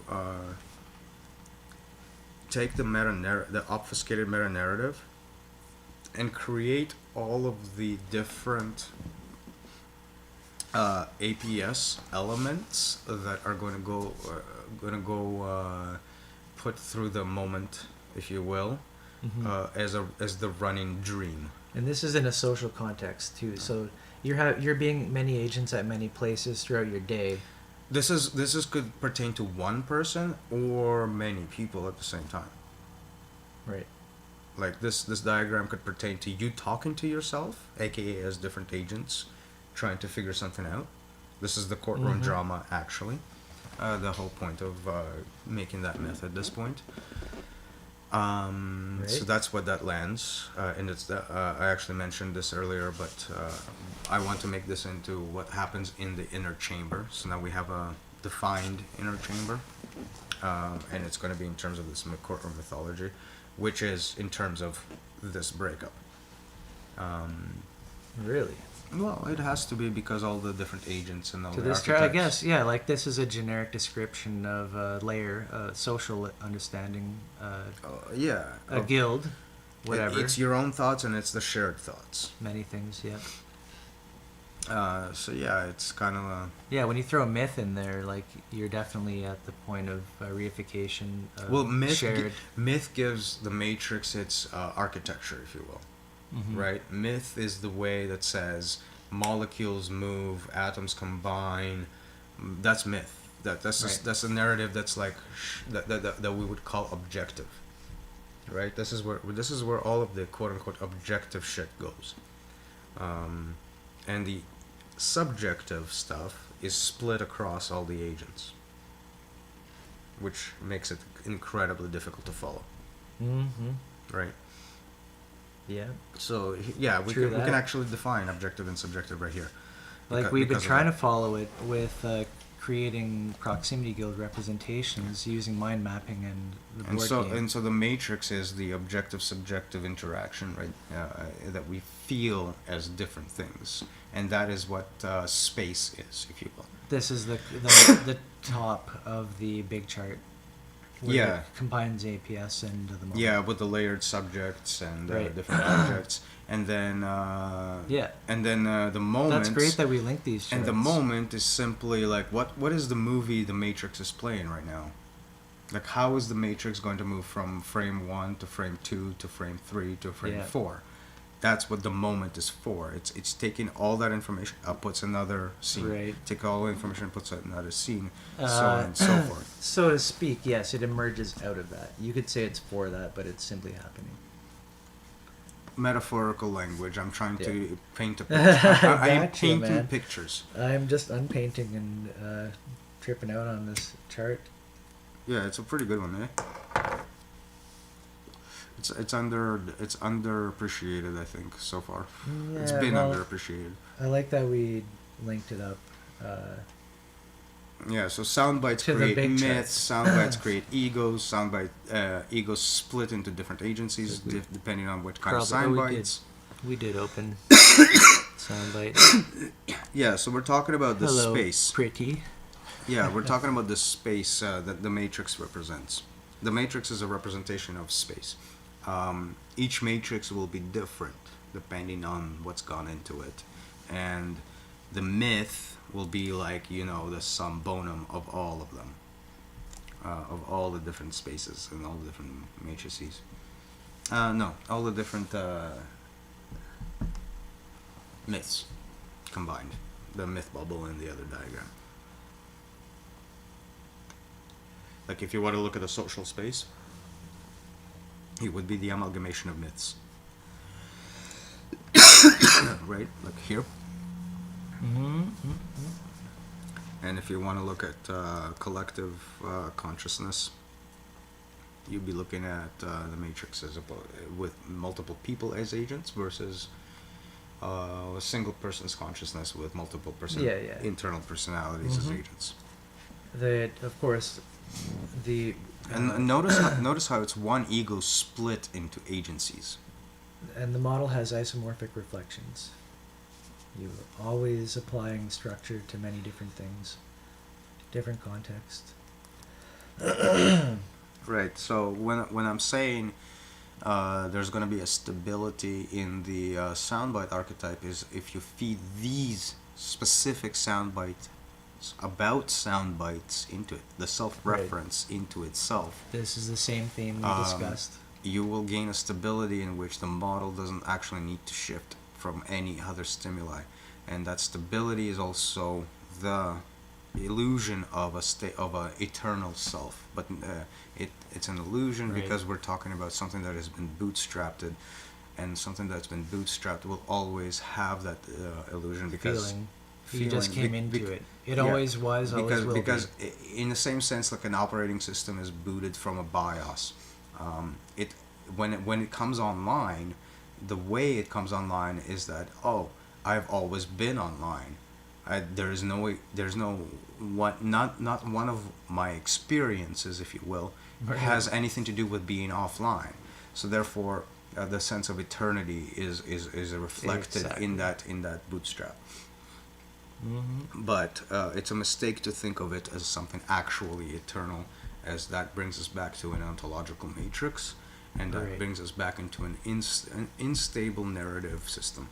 Yes, and we're simply not trying to make statements about such things, even though you can like the faith in that will lead to an opening up of this problem again and again. Yeah, we're making some claims, but we're not making ontological claims about what can be epistemologically known, if you will. Because to take that route will be to take the route back into the very narrative that we're modeling and back into the same problem, and again defeats the entire goal of the process entirely.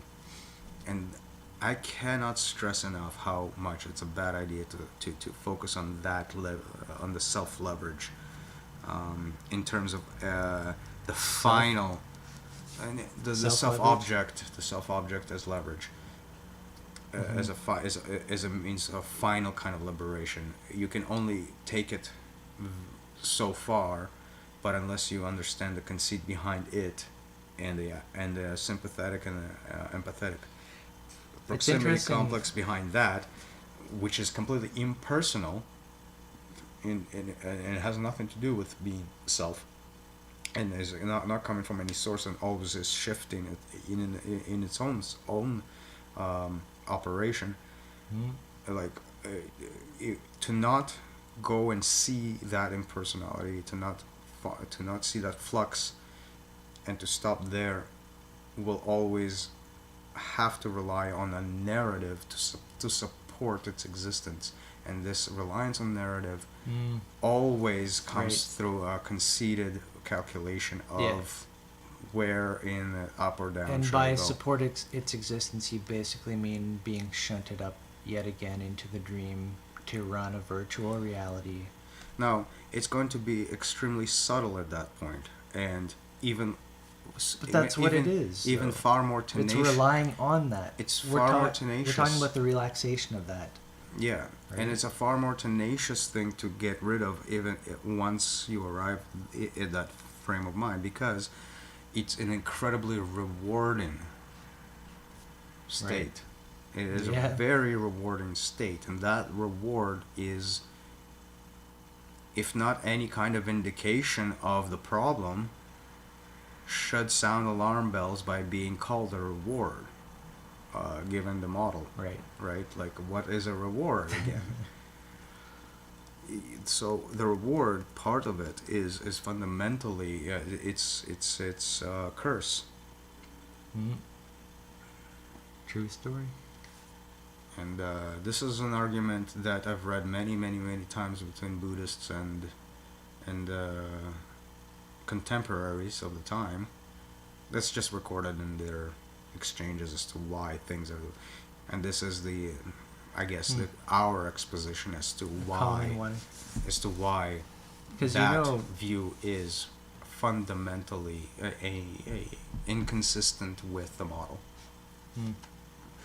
Because that's what it is. I'm fighting it specifically because of its inconsistency with the model we are presenting.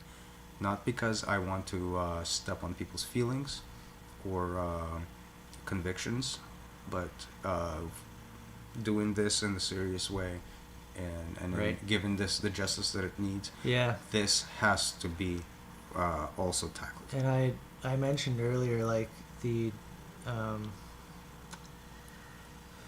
the one thing about um, supposing such belief is true or whatever, Mhm. and the difference between that and caring about the actual behavior of inner experience of what happens to you and what you feel. Right?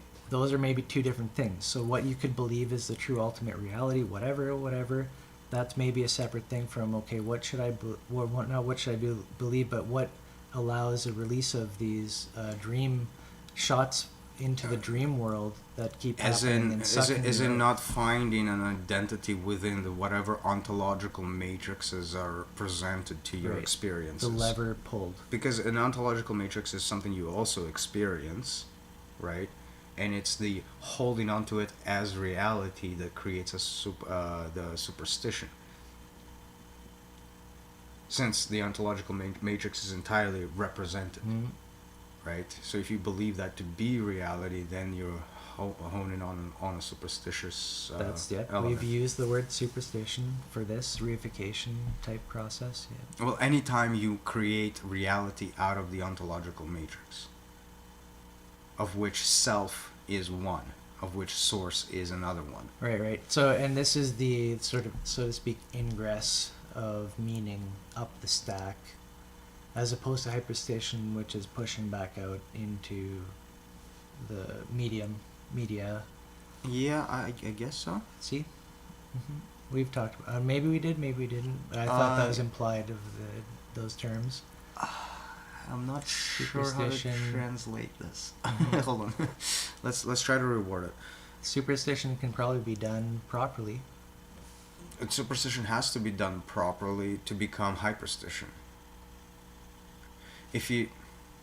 Hyperstition is mastery of superstition, because mythology is part and parcel with all qualia. Qualia, meaning, right? The meaning of each word. The meaning of red, the meaning of good, the meaning of love, like all these words that say something to you internally, like without needing some calculation. I know what you're referring to, yeah. Comes from a mythology that puts them all together into one blended sort of thing you can refer to in narrative, to take those words and combine them, right? What was I answering?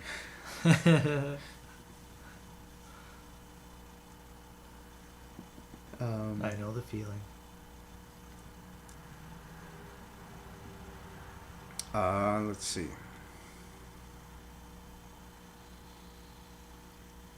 You were talking about bringing it up from...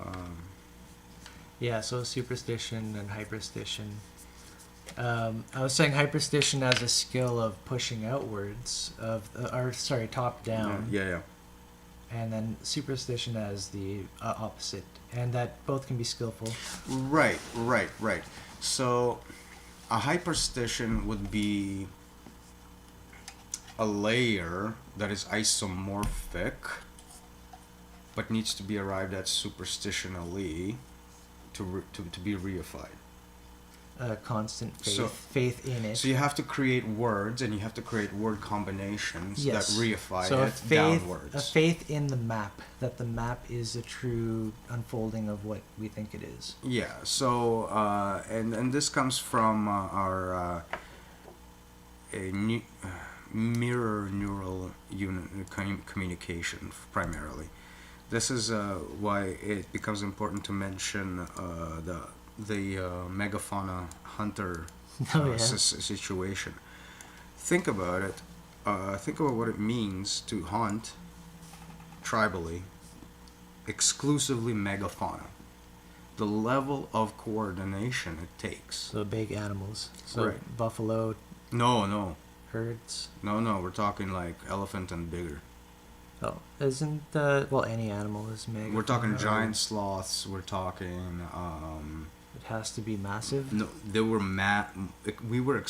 there's a study out there that's pointing to the fact that our diet pretty much consisted of exclusively of big animal game, like huge animal game. It tapered I'm off. fine with that. It I'm tapered not off arguing. later. It did taper off So later. what's the point? The point being is that imagine the kind of coordination and linguistic coordination necessary for that kind of hunt. The individuals have to Yeah. become a full-blown unit. Yes. That's the drive behind language. That's the Correct. drive behind myth. That's the drive Correct. behind rearranging the representational You're arrangement of making a map. understanding. You're Exactly. making a map and using it in real time, but you need to describe And it needs to be flexible. You need to describe. Yes, it has to change over time, but you need to be already established. This is our language for this domain. So the point I'm making is that megafauna hunting is a huge driver in solidifying a very big layer on top of the individual, which is communal, to the point of where everybody's sharing the same dream myth, to the point of where everybody's coordinated If in their you're hunts. getting a big animal, that's going to feed everybody. Exactly. Like so all of this shit's connected. Can you pause for a second? Yeah. So all of that shit's connected that way. Pausity pause.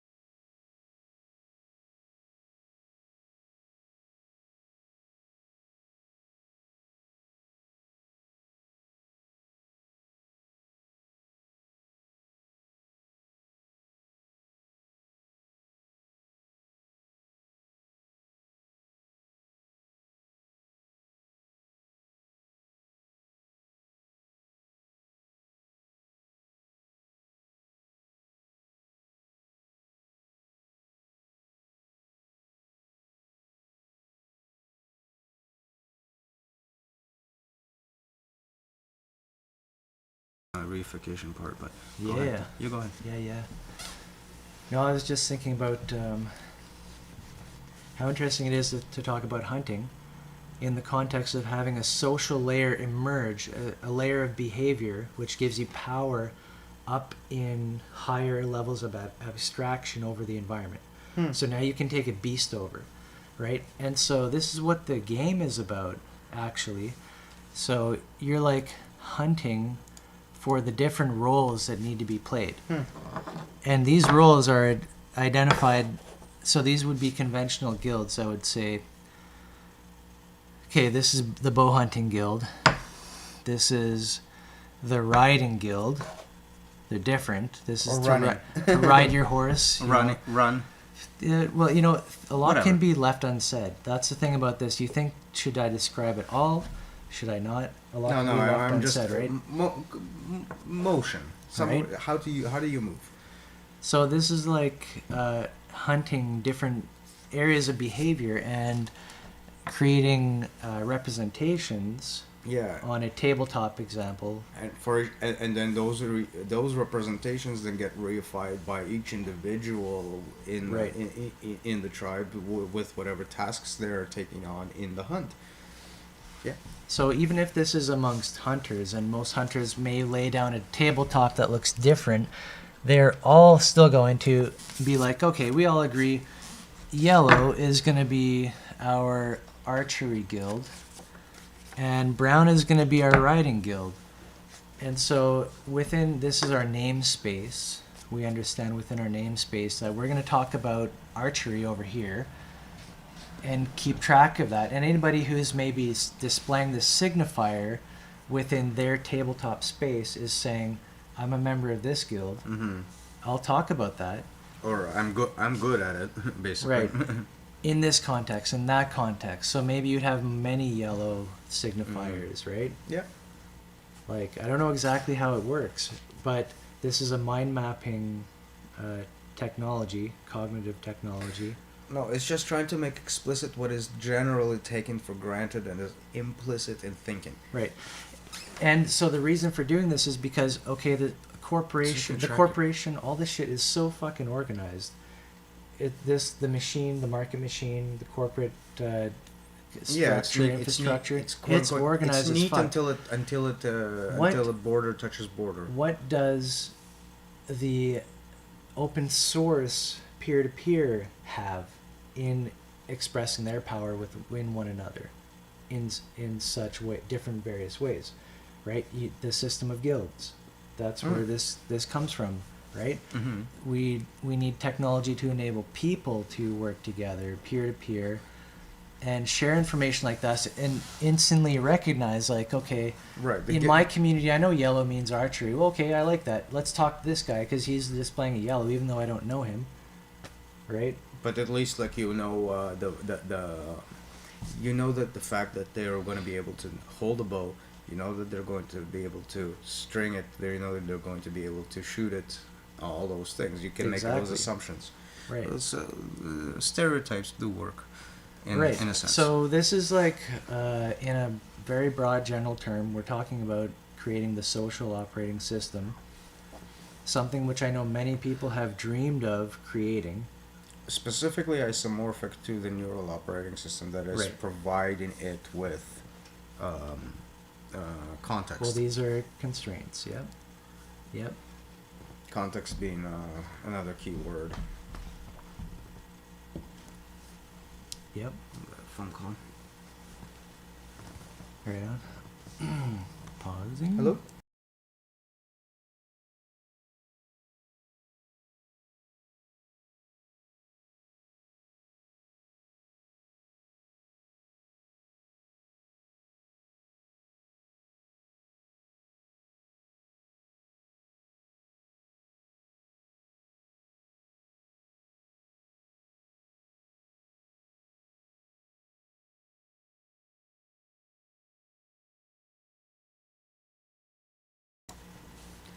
Yeah.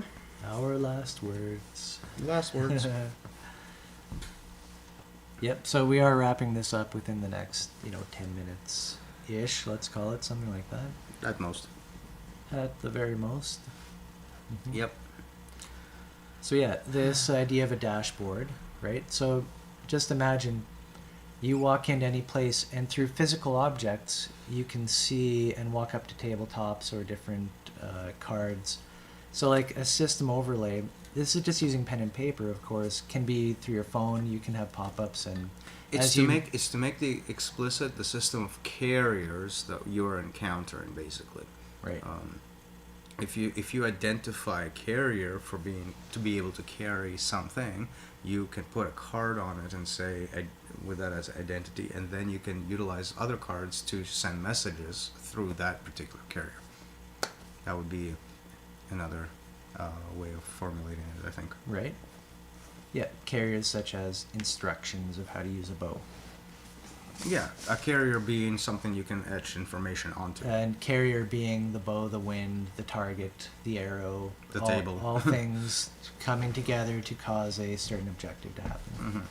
Yeah, a carrier is something. The analogy for a carrier is paper.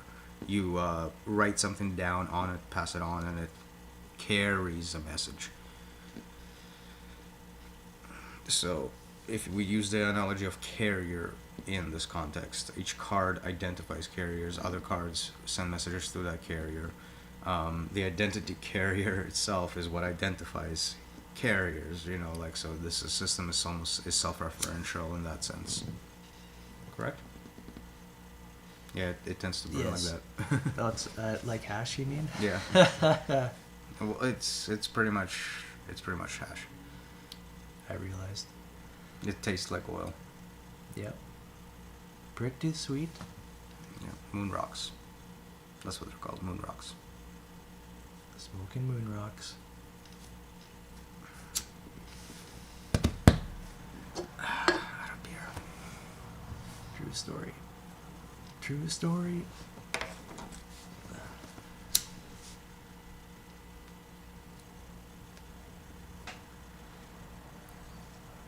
Yeah, so like this virtual reality overlay, isomorphic dashboard. When I use the word dashboard, it's always loosely and not just to signify only check this out. the program thing, but it's the idea of having an overlay, an overlay of your reality with your current goals, thoughts, tasks, task list, whatever. That what you would overlay naturally to Well, yourself. It's check- like a helper, the isomorphic helper. Check this out. Okay, check. Dashboard could be said to be the appropriate construct you should have over a dream.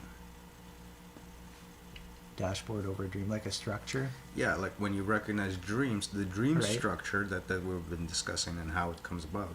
If you overlay To make sense. of it. dashboard as the model to interpret it, right? We have a bootstrapping situation here too. Yeah. If that's what dashboard is really. That's what Yeah. Portal Mountain is. It's that dashboard overlaid on top of Dream. So if you analyze Dream in terms of dashboard, then you actually get an isomorphic rendering back of Dream mechanics. Well,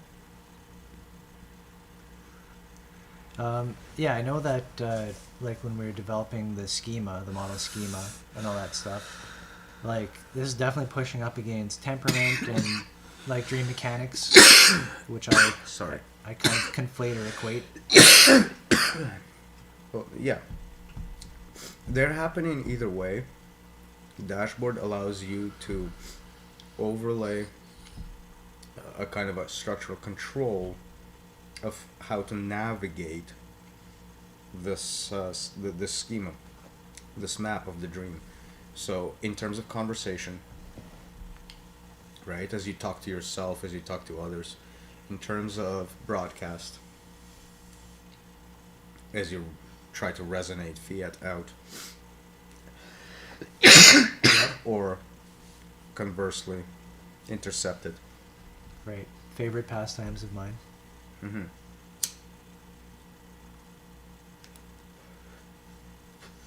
Holy shit. Yeah. That's some good shit. Agreed.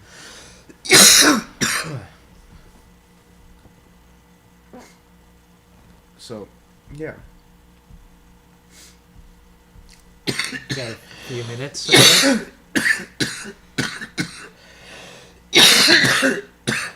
few minutes wrap up a thought or two? Just that if you overlay dashboard over the what we've been saying, what dream is, then you end up Okay, then you end up doing the actual same meditation Yes, as a feedback observation method. So you're talking about dashboard in the way that I liked to, which is as simply an academic thing, in that so you're taking the dream, either a waking or a sleeping dream, Right. and you're expanding it out to the academic. I'm expanding what you take the dream, you place it back into By the overlaying, moment. the dashboard gives you access to the moment. like augmented moment access, Yeah. which could be very dangerous. Exactly. We talked about this last stream. That Yeah, could be, yeah. Even a piece of software could be very dangerous, and so we should properly help people bootstrap in wholesome ways that don't step on landmines. And incidentally, this wholesome way has been available to us for a good 2,500 years, explicitly and implicitly, way before that, in the form of what do you call it? The detached giving, free-handed. Free-handed giving is an idea. That doesn't sound cool. No, it doesn't. Free-handed giving simply means not give away everything.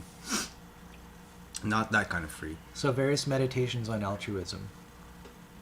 No, this is as far as the affect chart, we can bring that into this is a simple one because it can be acted. So it has a very solid feel to it, and it actually causes detachment. Because as you're giving an object away free-handedly, you're not giving it away because you're a doormat. Or with conditions. Even. Or with that's the like point some of expectation. the free-handedness is about condition. That's what it is. Yes. The free-handedness is about. You're not talking about like, oh, I'm giving this away to signal to others how virtuous I am. Like that would be non-free-handed giving. Right. Free-handed happens to be in the moment. It happens to be for the moment, for the whatever the particular need. Well, this is assessing the situation, like the Buddha walking past the conflict. Being aware of what the fuck you're doing and knowing what it is, the consequence of your actions, and also it does come in it can come with the caveat of, you know. Oh wow! I just looked. We almost hit the 4-hour mark, but we didn't. Sorry. Which is awesome because we're gonna shut it down within a minute, no matter what. So you got 1 minute, buddy. You've got the floor.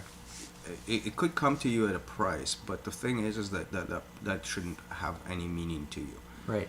So That's good and evil. This is we're wrapping up good versus not good versus evil, good and evil. Evil, by injecting of the word into the process, the system that injected it becomes evil. Good is free-handed giving that allows one to be essentially dislodged from the narrative of whatever they're given. Heck yeah. And we'll end it on those two definitions. Good work, buddy.